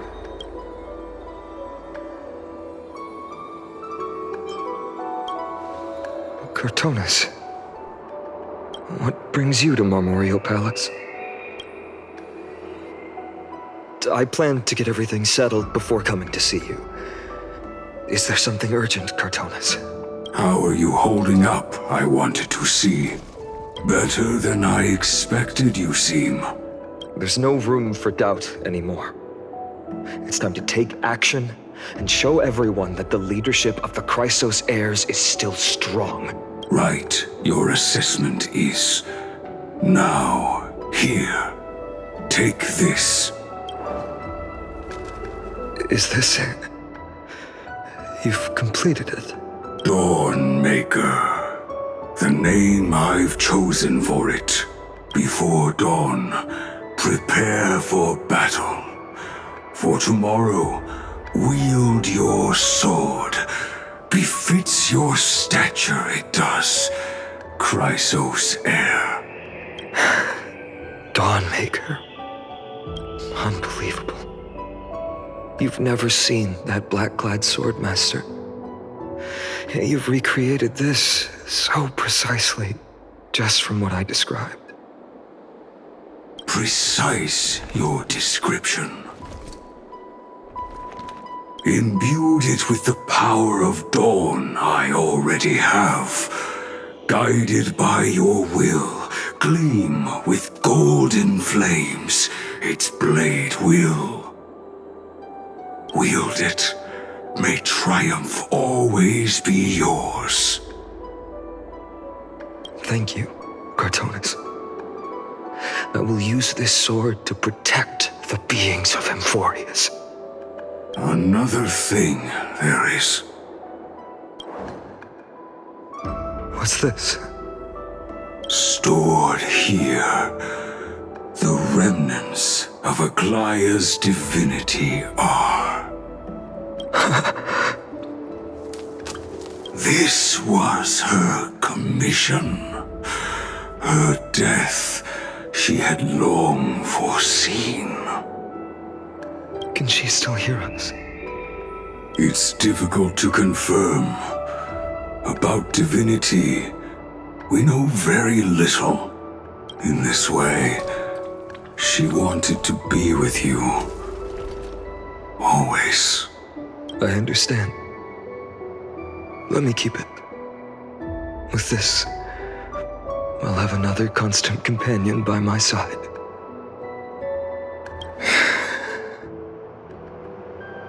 May this world never have need for a deliverer. Someone told me long ago. But when the world dashed her hopes and fell into disarray, if she could see me now, leading from the front, rallying people against their destiny, she would surely smile.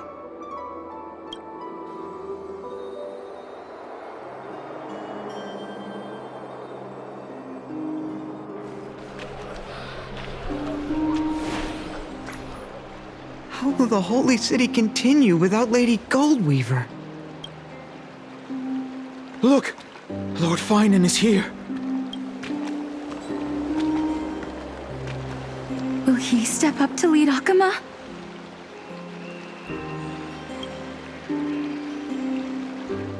Not long ago, I spoke at the Citizens' Assembly at Dawncloud. I wrestled with every word, searching for the right ones to rally support and keep the Chrysos Heir's flame chase alive. In the end, I remembered a lesson from one of my teachers. In battles where words are weapons, outrage and blind passion often overpower reason. I followed his strategy. I painted my opponents as nothing more than pests, tore apart their character, and laid out their crimes. The strategy worked. I secured enough votes to achieve my goal, but afterward, there wasn't even a flicker of joy. I realized that apparent victory masked a deeper failure. In my pursuit of success, I fueled division and strayed far from my very purpose that led me to the flame chase journey. This journey was supposed to unify, not divide, to strengthen us, not weaken us. It was the gold thread that mended our rifts in the past. Some saw it as a means of surveillance, a tool of control. But no one can deny that it was Aglaea who held this city and even this shattered world together. Now she is gone. Yes, as you have heard, the demigod Aglaea, who guarded the holy city for a millennium, has indeed fallen.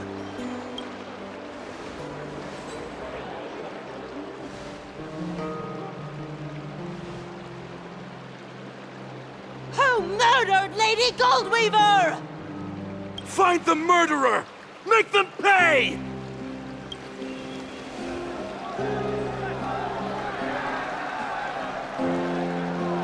I felt the same as all of you initially. I wanted to stand here beside you, to condemn the sinners, to discuss retribution, and to see justice brought down upon them. But my perspective has changed. The golden threads that once bound this city have unraveled. Yet no one is celebrating their freedom from control. In the empty markets and bath chambers, one feeling lingers.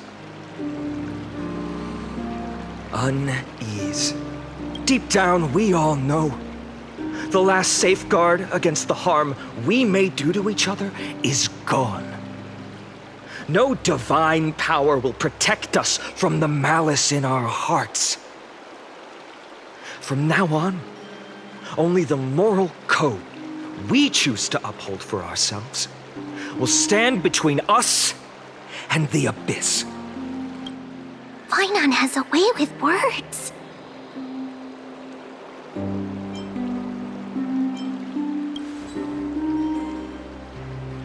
You think highly of yourself, don't you? The flame chase journey is nearing its end. With only one titan left for the Chrysos heirs to conquer. Aquila! Before I rise to the skies, I challenge you. Cast out the shadows and malice within your hearts. Let your spirit shine brighter than the sky itself. Let me bear witness. Even without the divine authority of romance, Okhema will remain a sanctuary in these end times. A place for the kind people Aglaea dreamed of. The kind of people foretold in prophecy. A better people! Better people!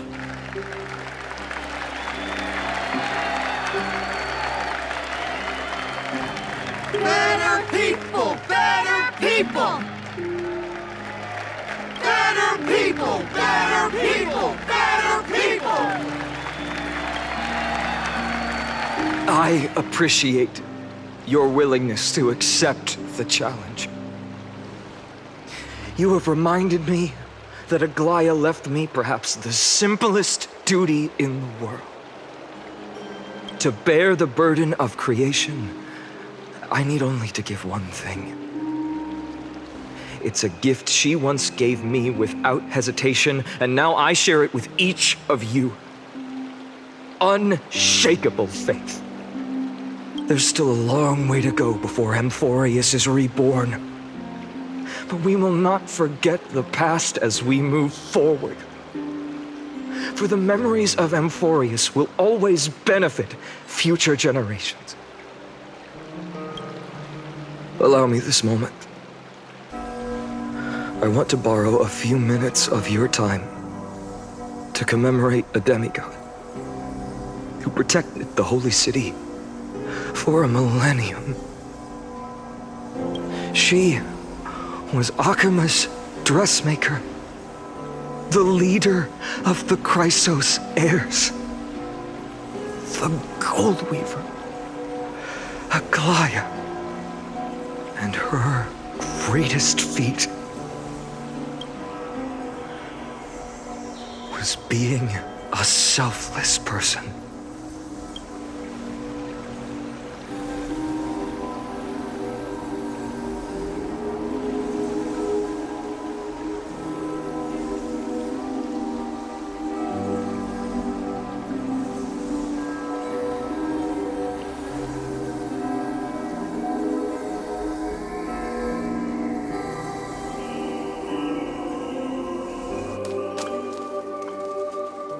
Singing sounds so familiar.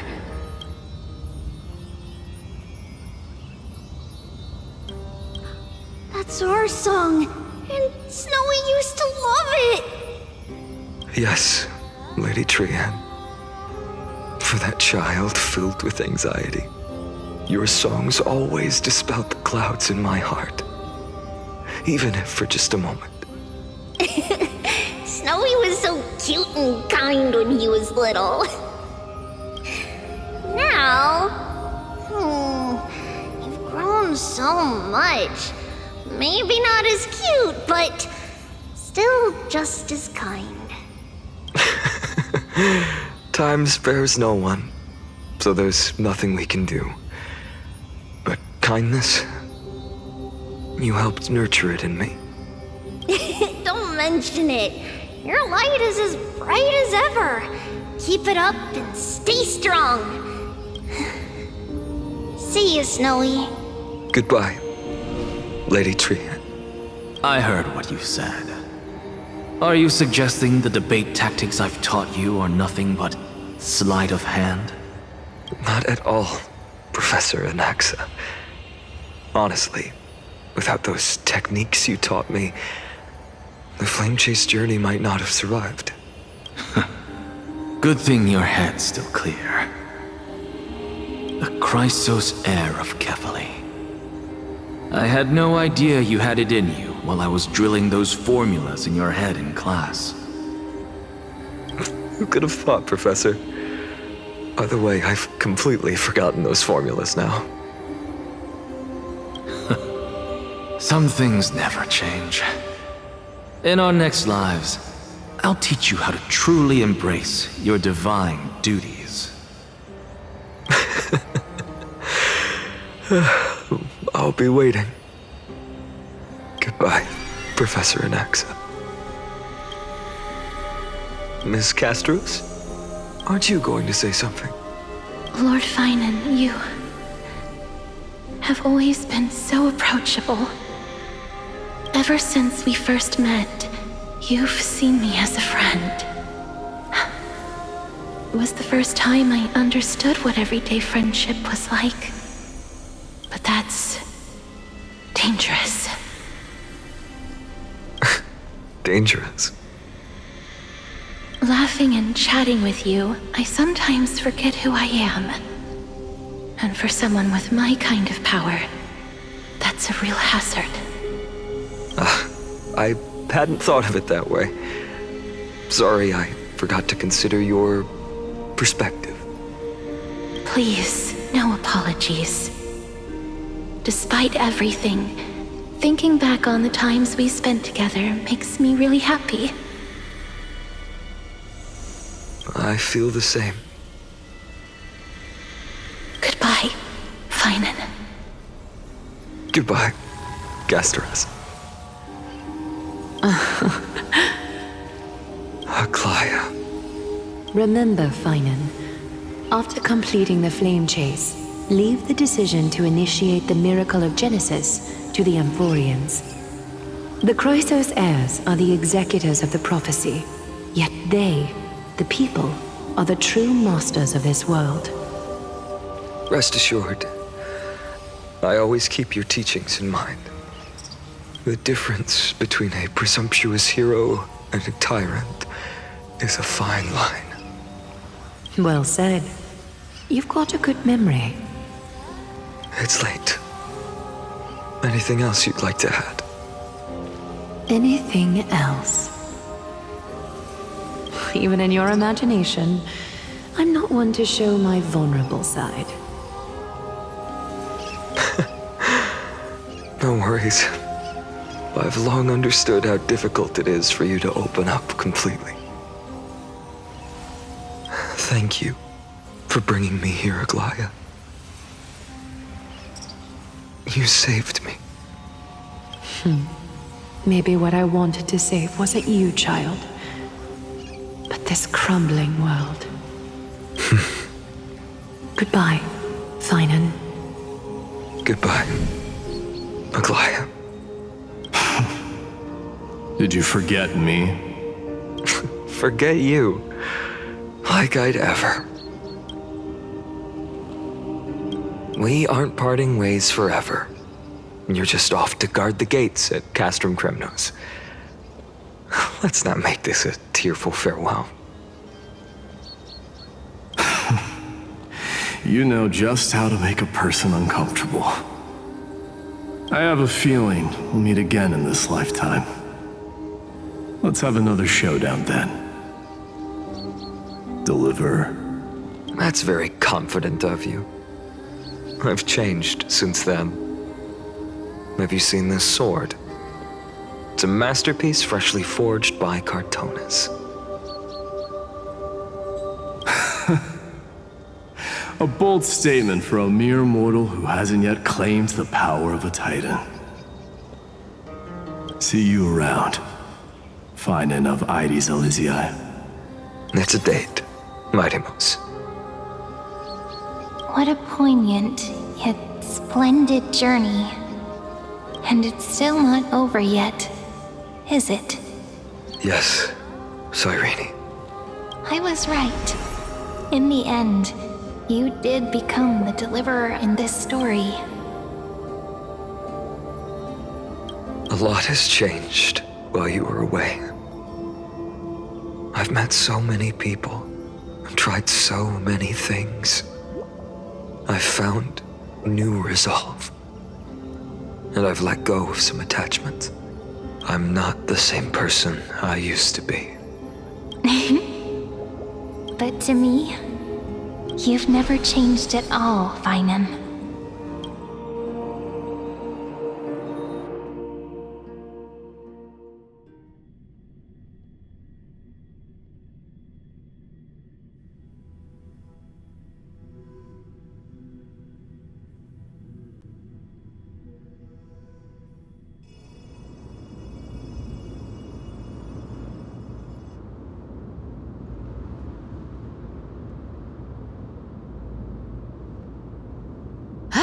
Dawn Cloud, this place holds so many different kinds of memories.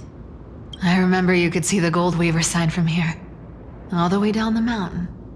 But my eyes aren't what they used to be 1,000 years ago. Cipher, you... Seamstress. Tell me, does Okhema have any treasures so rare that not even your... our shop has seen? Of course it has. I heard there's a gem of all worlds hidden somewhere in Dawn Cloud. Apparently, it's a piece that fell out of the Dawn device. It's truly a priceless treasure, being a part of Kefali's divine body. Even I, the Gold Weaver, cannot witness its glamour. Gem of all worlds. Nice! Got it! Well, please keep looking after the shop while I... Let me guess, Cipher. You're probably already plotting to sneak into Dawncloud to steal that gem, aren't you? And your next move is probably trying to sell it to the highest bidder, then distribute that money to the poor and the refugees in the Holy City? Look, seamstress. Are you sure you aren't peeking into my head with your golden threads? You might be skilled at covering up lies, but your compassion is all over your face, plain as day. Don't lie to yourself. Do you honestly think this is the right thing to do, Cipher? What else am I supposed to do? That's the only thing I can do with my power. You keep talking about how I have the potential to become a good person, or even what people call a hero. But I don't know what I need to do to get there! I can't weave golden dresses like you! I can't sing as well as Miss Hyacine, and I definitely don't know as much as Big Sis Tribbie. The only things I'm good at are the underhanded street smarts that no one even respects. But I still want to be worthy of you. I want to prove that you've made the right choice. Even thieves can dream. Right? I know, Cipher. I know. You are justified in your anger. Destiny is never fair. And your path is doomed to be even worse than everyone else's. You are fated to walk in the dark and bear the world's misunderstanding in this journey. But you have to believe that everyone in this world is unique in their own way. I am convinced that you're the only one who can bear the authority of trickery, even if you have to contend with the legendary 300 master thieves of Dolos. Aglaea. I just want everyone to believe that the world is beautiful, and that everyone is simple and kind. If only I could get everyone to believe that. Would that lie become reality? If enough people believed in it, even though it's a lie. Lies will always be lies, Cipher. But sometimes they can be more noble than the truth. Are you really planning to just stand there forever? Honestly, sneaking around doesn't suit you, Deliverer. I never thought I could slip past your sharp ears, Miss Cipher. I just didn't think it'd be right to interrupt when you're obviously lost in thoughts. Still as charming with your words as ever, boy. Your speech at the public baths wasn't half bad, I'll admit. It managed to touch my heart. Just a smidge. Thank you. I had a feeling back then that you were in the audience.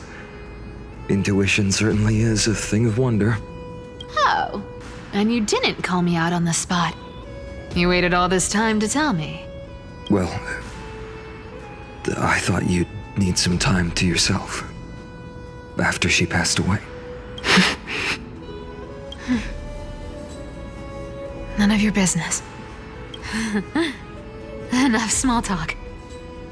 Tell me, what kind of trouble did you run into that you need me, the super old-timer, to step in? We've only met a couple of times, but you've always gone straight to business. I respect that about you, old-timer, so I'll cut to the chase. You're probably aware that Aglaea has earned the support of the entire city for the Chrysos heirs. Everyone believes that she died at the hands of council members who were against the flame chase. and the citizens' fury has been dragging these schemers out of the shadows one by one. But they didn't get everybody. To this day, we still haven't found Elder Kainos, the leader of the Cleaners. Ah, I see. You're afraid she'll do something wild now that she's pushed into a corner, aren't you? Yes. I believe that Kefali's core flame, forever enshrined above the Council Theater, would be the opposition's final trump card against the Chrysos heirs. We're setting out to campaign against Aquila in a few days. With the Chrysos heirs gone, it'll be their best chance to strike. You think those desperate dogs will try to snatch the core flame while you're gone? So, you want me to give them a nice long walk while you're away, right? You sure saw right through me, Miss Cipher. I know exactly what you can do. Godlike speed, perfect disguises, untraceable movement, and that most enigmatic authority of trickery. I have only one request. Please, use whatever tricks you need to protect Kefali's core flame. Even if you have to deceive the rest of the Chrysos heirs as well. Uh-huh. Hey, Deliverer. Do you honestly think that there's no way I'll turn you down? Do you even have any plan Bs if I decide to nope out on this? As the demigod of trickery, there are no other trump cards in the world that can outrank you. I'm sure you know the answer to your own question, Miss Cipher. What confidence. You talk as if you have everything in the palm of your hand. Huh. So you did learn a thing or two from her. I'll give you that. Then let me tell you something you don't know. The Flame Reaver. They've been watching Okhema closely. You mean? Bet you didn't expect that, huh? I've been tracking them all this time. And this is my conclusion. That lunatic may have lost their mind, but they're no fool. Why do you think they haven't made a move on Okhema yet? Professor Anaxa once analyzed this. He thought it was probably because Kefali's core flame was protected by the Council of Elders' secret arts. Ha! Secret arts my foot! I could break those mechanisms with a flick of my finger.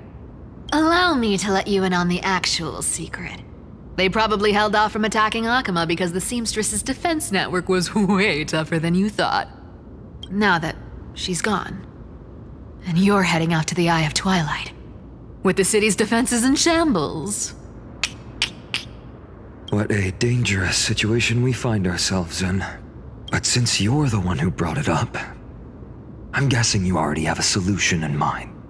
Just look how ridiculously calm you are right now. But you guessed it right. Consider this a 2-for-1 deal. I'll keep that lunatic entertained on top of protecting Kefali's core flame. You owe a big favor after this. You have my deepest gratitude. That Flame Reaver's power is truly unfathomable. Please be careful. Don't forget, Deliverer. There's a fundamental truth in this world. Cyphera will always get the last laugh. No need to worry about a demigod. I'll do my job. So you need to make sure you don't die before you pay me.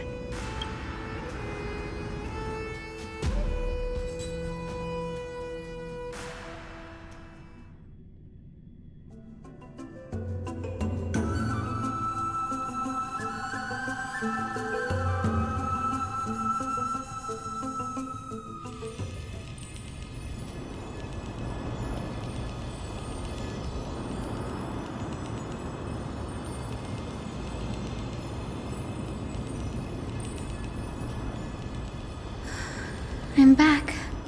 I've been trying to stay away from here since the Black Tide destroyed the grove. And through that, stay away from the memories that might make me sad. But the wind keeps pulling me back. Maybe that's the Twilight Courtyard's duty, after all. I know, little Ika. I know. I too miss the days when we all studied together. But we have an even more important mission this time round. Lord Phainon has already set the date to campaign against Aglaea. Being a descendant of the Sky People, You're right. At least I can still afford to get lost in thought once in a while. Oh, ancestors. Please wait for just a bit longer. The time I spent in the grove deserves some reminiscence.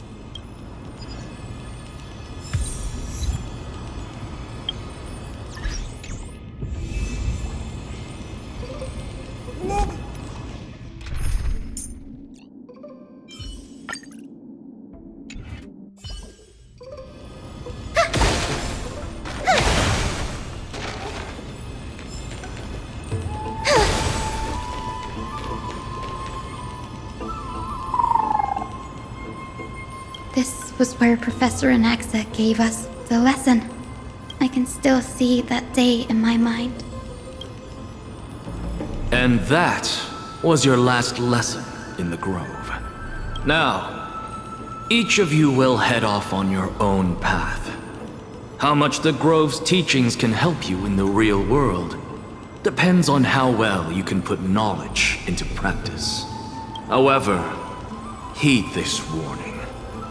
If you ever do anything disgraceful out there, don't ever claim you were the student of Anaxagoras, one of the 7 sages.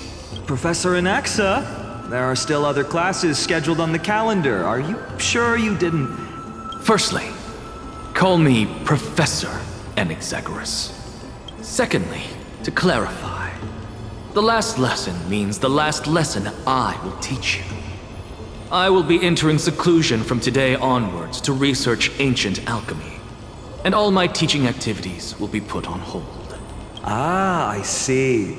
So you're saying that the lessons taught by all the other teachers aren't good enough to be considered lessons? All you do every day is wag that sharp tongue of yours. That's a credit deduction, Phainon of Ides Elysiae. I have nothing left to say. Next. Please wait, Professor. According to the Grove's protocols for a cohort's final class, the lecturer should take some time in that lesson to discuss the students' post-graduation aspirations with them and guide them toward a solid path. Surely you can't skip such a crucial step, Professor. The teaching assistant, Miss Hyacine, is truly Professor Anaxa's nemesis. Fine.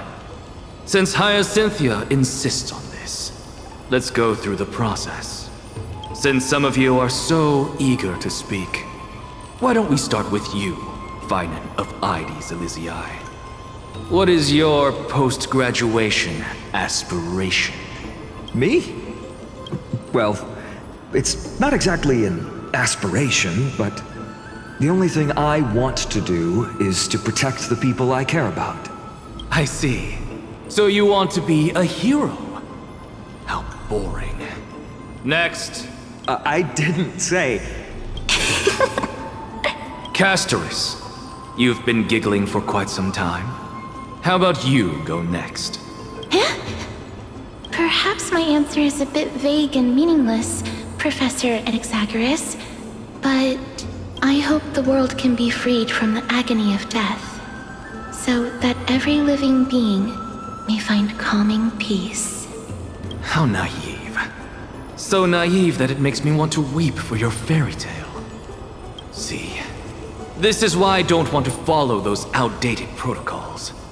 All I get are boring answers. Since you suggested this whole process, why don't you wrap this up, Hyacinthia? Share your aspiration with everyone, and let's see if yours stands out. So it's finally my turn. Good thing I came prepared. My aspiration is nothing less than completing the final blank page at the end of the hero's epic. Blank page? An interesting description. Do explain, Assistant. I've read all of Amphoreus' heroic epics while studying at the Grove, and a common thread came to my attention. Almost every epic ends with a description of the hero's achievements. but few mention how the everyday people of that time lived. No one recorded the struggles and suffering the commoners endured. So you're saying that, instead of legendary heroes, you're more focused on commoners living on the peripheries of historical records. Perhaps I'm influenced by my background. My ancestor, Seliosi the Day Thunder Knight, raised her spear against the sky and ushered in the flame-chasing era that continues to this day. Her story is told to every child descended from the Skyfolk. We have no doubts about Seliosi's greatness, yet her towering figure overshadowed every record from that entire era. What about the Day Thunder Knight's family, allies, and friends? What about the survivors and those who died in the great battles? Whenever I think about their stories by the campfire, I realize the details of those legends have been long lost. And only Seliosi's name remains. Her brilliance had become as blinding as Aquila's, lording over everything on the ground. That's why I'm glad that my era does not lack heroes. All my ancestors had was a sad past. But I have a future I want to protect. Instead of becoming a hero and ushering in a golden deluge to baptize the world anew, I want to stay in the backline and save all the ordinary humans from drowning in the rising waves. I wish not to return to the sky, but to walk among the masses on Earth. I believe to include a footnote for the everyday people in its blank page.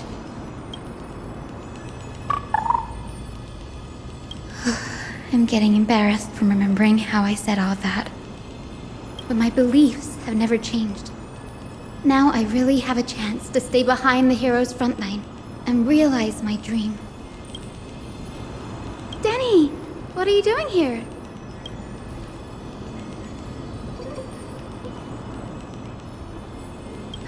You guessed it. To reach Aquila's realm in the sky, descendants of the Sky People must perform a bloodline ceremony, summon the spirits of our ancestors, and get their blessings. That's the only way for creatures on Earth to forge the rainbow bridge to the sky. And the soul of the first ancestor I want to see is here in the grove.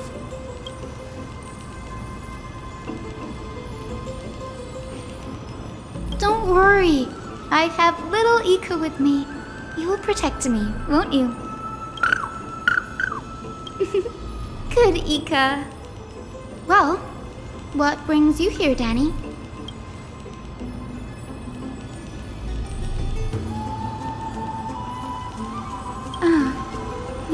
Right. If all goes as planned, you and Gray will be able to go home after this mission, won't you?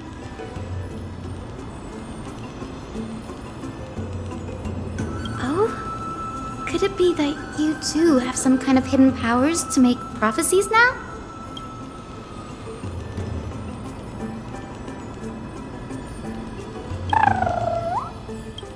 Nope, I didn't understand that either, little Ika. Since we've already met up, why don't you come with me, Danny? That's the dependable express guard for you. So, shall we get going?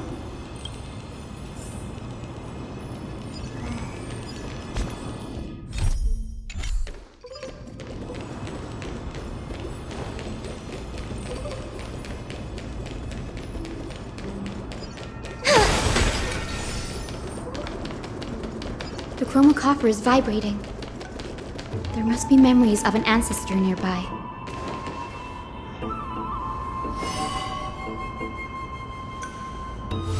This is the divine object of the Sky People, the chromocopter.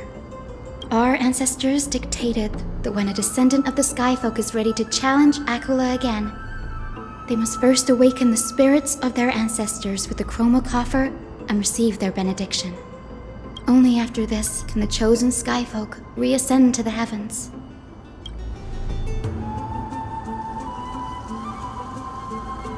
Very prudent, wouldn't you say? The soul of an ancestor slumbers here. Now, I will awaken them. I am Hyacine from the Twilight Courtyard, a descendant of the sky who has inherited the duty of flame chase. The time has come to fulfill our clan's destiny. I will join the heroes of the prophecy to return to the sky and retrieve the core flame. Ancestor, please bestow upon me your generous blessing.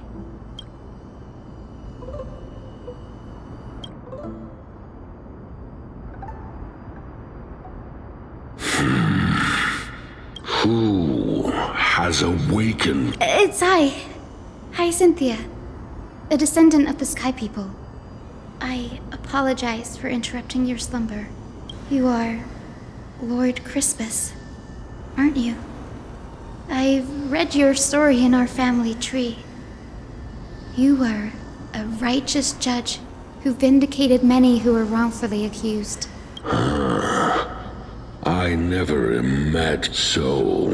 Our bloodline and duty. Indeed, it has. I have awakened you in the hope of receiving your blessing, for the flame chase journey is nearing its perfect conclusion, and retrieving the core flame of Aglaea is the final challenge the heroes will face. Perfect conclusion. Hyacine, you look very young. How can you convince me that this blessing will not turn into a... 1,000 years ago, Celiosi, who conquered the skies, left behind legends and a will, entrusting the mission to return the Sky Titan's core flame to her descendants, to people like you and me. Though I'm not a warrior, I will not turn away from the mission that has flowed through our blood for 1,000 years. And I am not fighting alone. I have the strongest and most tenacious companions in the world. Amphoreus is in an era brimming with heroes. The burden of retrieving Aglaea's core flame no longer rests solely on the shoulders of the chosen Skyfolk. I now wield the power of healing. I aim to mend the fissures in the sky and heal the wounds of the people. I desire to define the mission of the Skyfolk in my own terms, to conclude the vigil that has spanned millennia. I sense resilience in your words. Receive my blessings, young Hyacine. May you gain wing. Thank you for your trust, Lord Crispus. We won't let you down. Thank you. My ancestors were all pretty strong-willed people. It won't be easy convincing them. I've run through these upcoming conversations in my head more times than I can count. Now, the next ancestor on the list. Her spirit is set to rest in the vortex of Genesis. A pity that the ceremony has to be performed in strict order. Shall we head back to Okhema together, Danny?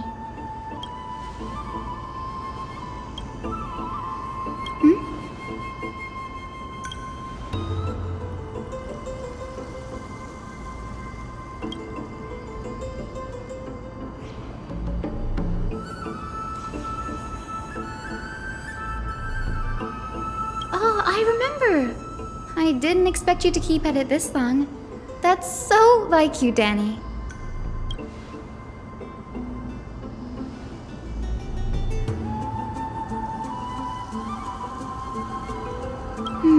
That makes sense. Bagusa was always described as a fickle titan in the myths. Since you're offering, then let me put your skills to the test, Danny.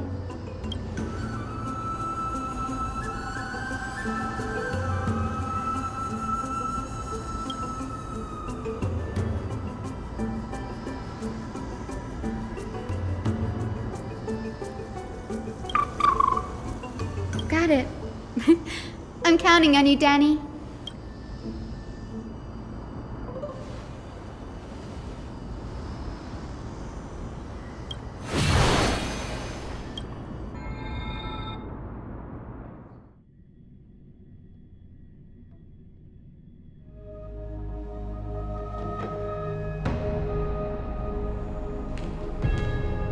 vortex of Genesis. Unbelievable. Danny is full of surprises, but this does feel way more disorienting than the ritual basin. Wait, is Lady Tribbie here too? And who is that next to her? Oh, I think I know who that is. Do you have to go already, Cipher? It's been ages since you were last in Okhema. You could have taken some time to rest, and we could have caught up. That's alright, big sister Tribbie. I've gotten used to life on the road. Staying in this bustling city actually feels off. Besides, your prize student gave me an incredibly tough mission to handle. Cut Snowy some slack, Cipher. He's still so young, yet he's shouldering all the responsibilities Aggie left behind. Besides, Snowy's not the kind to ask for help lightly. Since he came to you, it means you're the best person for the job. You really spoil him, big sis Tribbie. Guess I'm past the age for someone to look after me. Cipher. Just kidding. I get it. That deliverer boy does have a certain charisma about him. It reminds me of Aglaea in her prime. Anyway, I'm about to head out. Oh, big sis Tribbie, before I go, got a little gift for you. Well, didn't expect you to be so thoughtful. What's in it?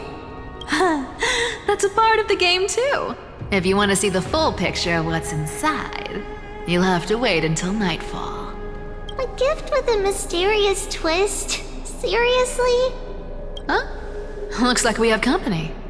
Lady Tribbie, and this graceful lady must be Miss Cipher. I'm Hyacinthia from the Twilight Courtyard. Everyone calls me Hyacine.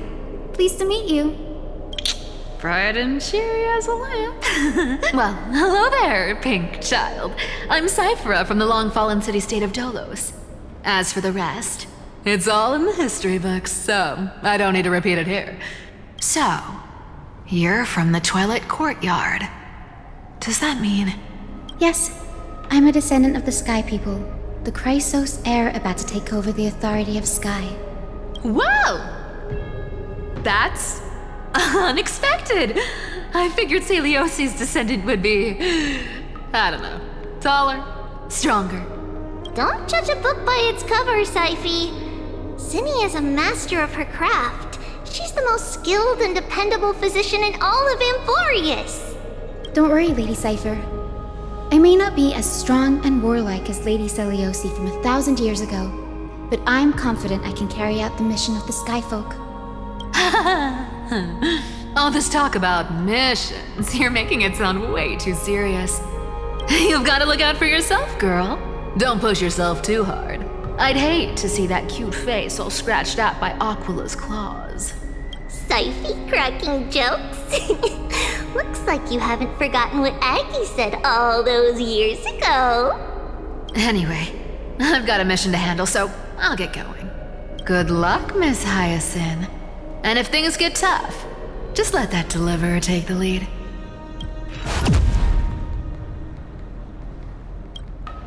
Miss Cipher is in such a hurry. Don't worry, she's always been like that. It's good to have her back in Okhema lending a hand. Well, enough about her for now. You're here because of your mission, aren't you, Zinni? It's the perfect opportunity for me to go and tuck Cipher's gift away somewhere safe. The Vortex of Genesis is all yours.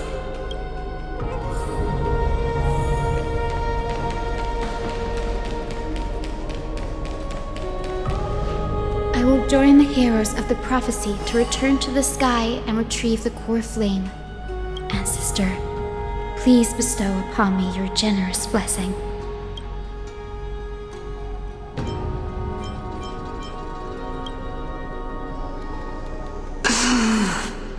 Child, what brings you before me? Could it be you're a descendant of the Sky People?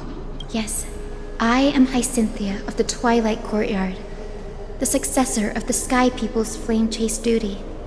You must be Gem Electra. Legend has it that during the Chrysos War, you led our people to ally with Okhema and held back the Kremnoan forces. It was your victory that earned the Sky People a place in the Holy City. Hyacinthia, you seem well versed in our clan's history. And this is the Vortex of Genesis? It is. Look, 10 stars have already been lit. The Chrysos Heir's flame chase journey is nearing its end. Are those the core flames of Fagusa and Giorios? Does that mean Hyacines and the Mountain Dwellers successfully carried out their duty? As fellow pillars of Amphoreus, who would have thought that Sky's duty could only be fulfilled after 1,000 years? It's because Sky shelters all beneath it.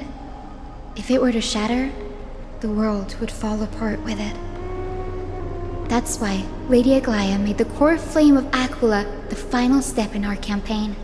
Aglaea? Is she still on the flame chase journey after 1,000 years? Unfortunately, she has recently left us. But you're right. She was indeed still guiding the Chrysos heirs forward. Incredible. That girl actually managed to endure the merciless erosion of time, and lasted for so long. Answer me, Hyacinthia. Since you recognize me, you must have also read my writings, no? Every record regarding my lineage is etched in my memory, including your words. In that case, you're probably aware of the prophecy I sought from a certain Tribbios. Yes. At the end of the Rainbow Bridge, the Skyfolk will mend dusk and dawn. But unfortunately, no ancestor has ever been able to truly decipher its meaning. I see. Yet Tribbios' prophecies never fail. Perhaps you'll be the one to witness its fulfillment, child. May the prophecy lead you to a gentle fate. Thank you, Lady Ectra. Whatever fate the prophecy holds, I'll face it head-on. It's only by giving everything we have that we can truly accept any outcome with a smile. Won't you agree? I like you, child. I wish this conversation could go on a little longer. Take my blessing, Hyacinthia. When I first saw you, I indeed had my doubts. But your resolve has touched me. If Sky's divinity is fated to pass on, I hope it incorporates your optimism and kindness. Your blessing is a treasure beyond measure, General. Rest well. I'll make sure your gift is put to its best use. General Ectra is so different from how the records described her. She's quite a gentle person. All right, time to head back to the Grove. I shouldn't keep Danny and little Ika waiting.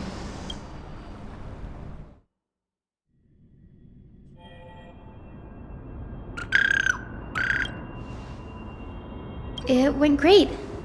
Your spirit water art was a huge help, Danny.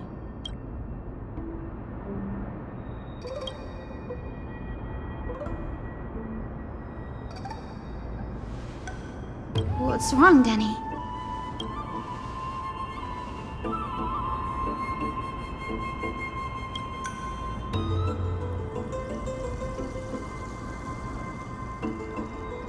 You've always been a bit of a sensitive soul, haven't you, Danny? Lady Trinan deciphers countless prophecies every day, and this one's just another among many. Don't worry too much about it. Come on, Danny. Don't look so gloomy. We're gonna have to take a long trip for the final visit to the Ancestors. Our final stop is Lord Mydei's home. Castrum Kremnos.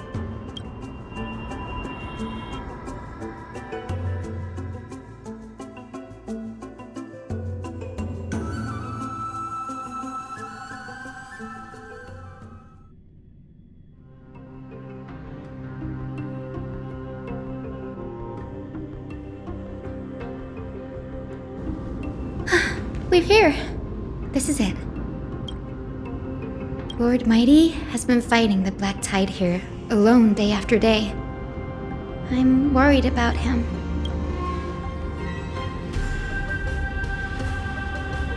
That means he hasn't been consumed by the Black Tide's madness yet. We're here to complete an important mission. We shouldn't interfere with this battlefield. Don't you agree, Danny? There. That sleeping spirit is my grandmother. Yes, my grandmother Jacintha was a warrior. She represented the Twilight Courtyard in the Kremnos Festival. She fought her way through every challenge and reached the final stage of the Kremnos Festival. She was just one step away from securing a peace treaty for the Skyfolk, but was ultimately defeated by the champion warrior of that time. I've never looked too deeply into the details of such ritualistic violence. The scroll simply described it as a glorious duel, but behind the glorious duel was a tragic end. Not long after the festival, my grandmother's injuries worsened, and she passed away far from home. This prophecy tablet was left here by the Kremnoans to honor her final wish. Her death marked the final collapse of the Twilight Courtyard, already fragile under the shadow of war.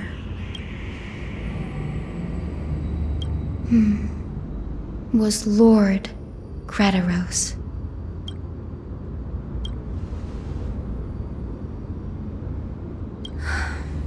Seeing him lying there, gravely wounded, bleeding out, I can't put what I felt at that moment into words.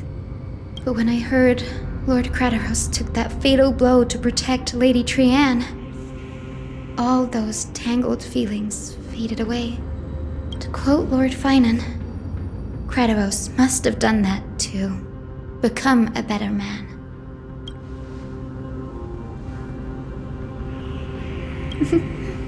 You're getting better at this, Danny. In her final diary entry, my grandmother wrote that when the moment of destiny comes, a descendant of the Sky People would deliver the message of their departure to her spirit. I wonder what she'd think when the one awaking her turns out to be her beloved granddaughter. I will join the heroes of the prophecy to return to the sky and retrieve the core flame. Ancestor, please bestow upon me your generous blessing. Is this the world of the living? Wait. You. Grandmother, it's me. You're Hyacine.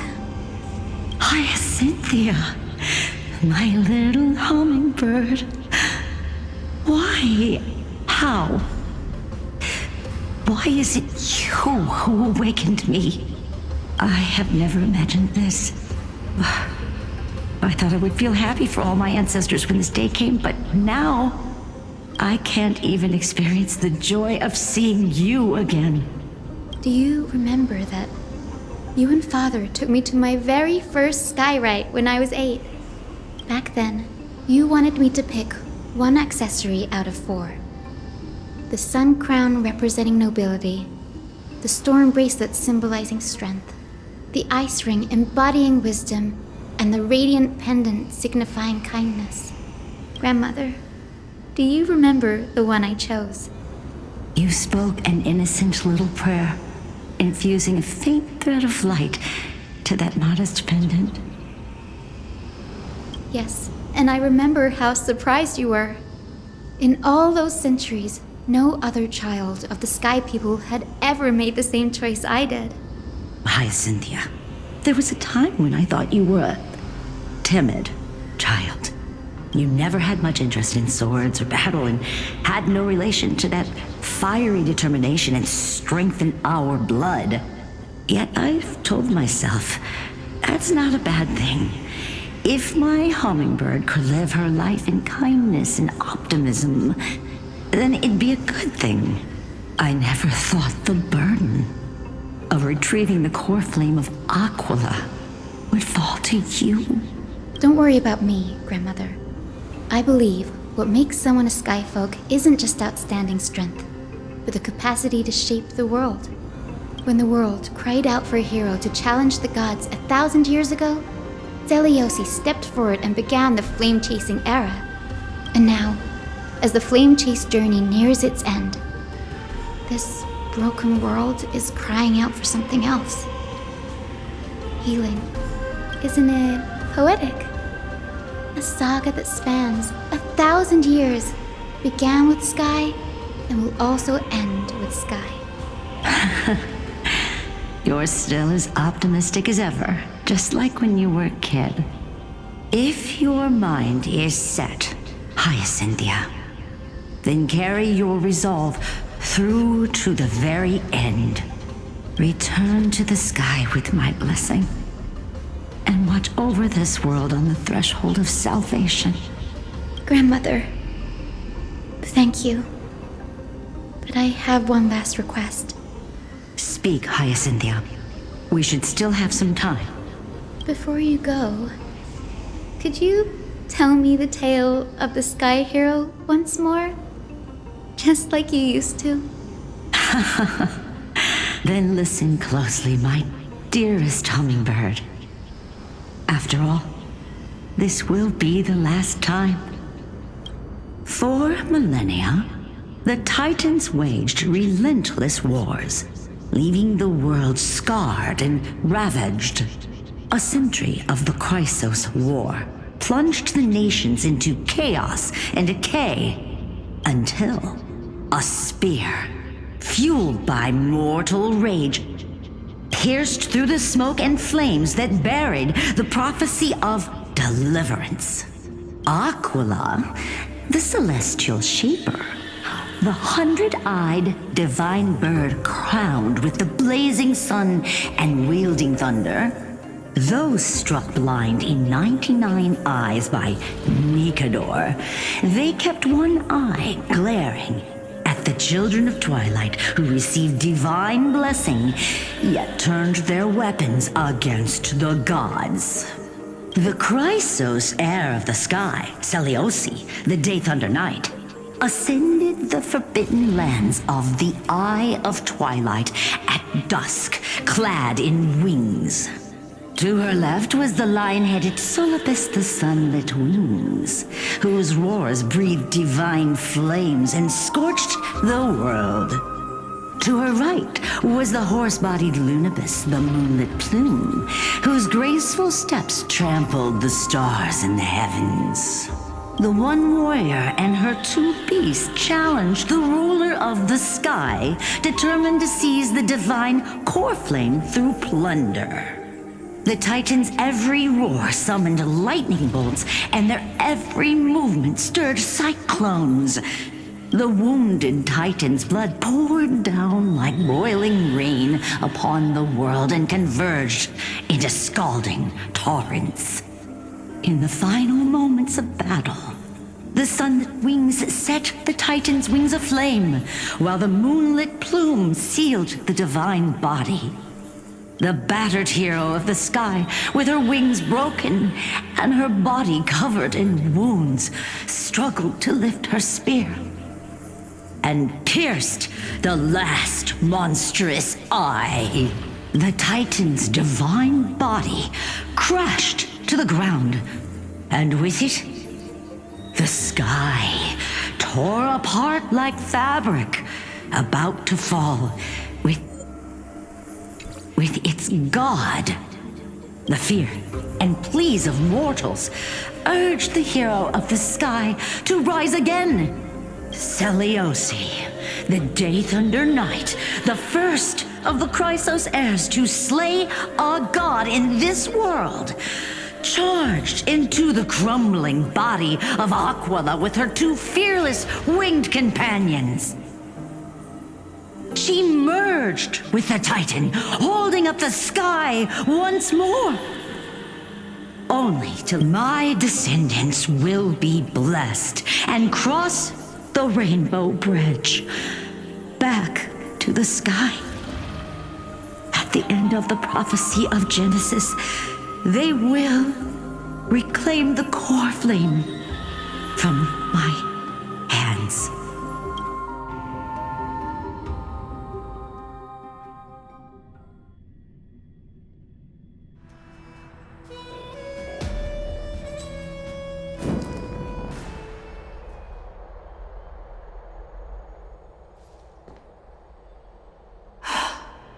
Today's the day.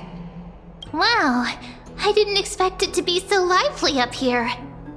Are these people here to send off the Chrysos heirs? There's Phainon. Let's go talk to him.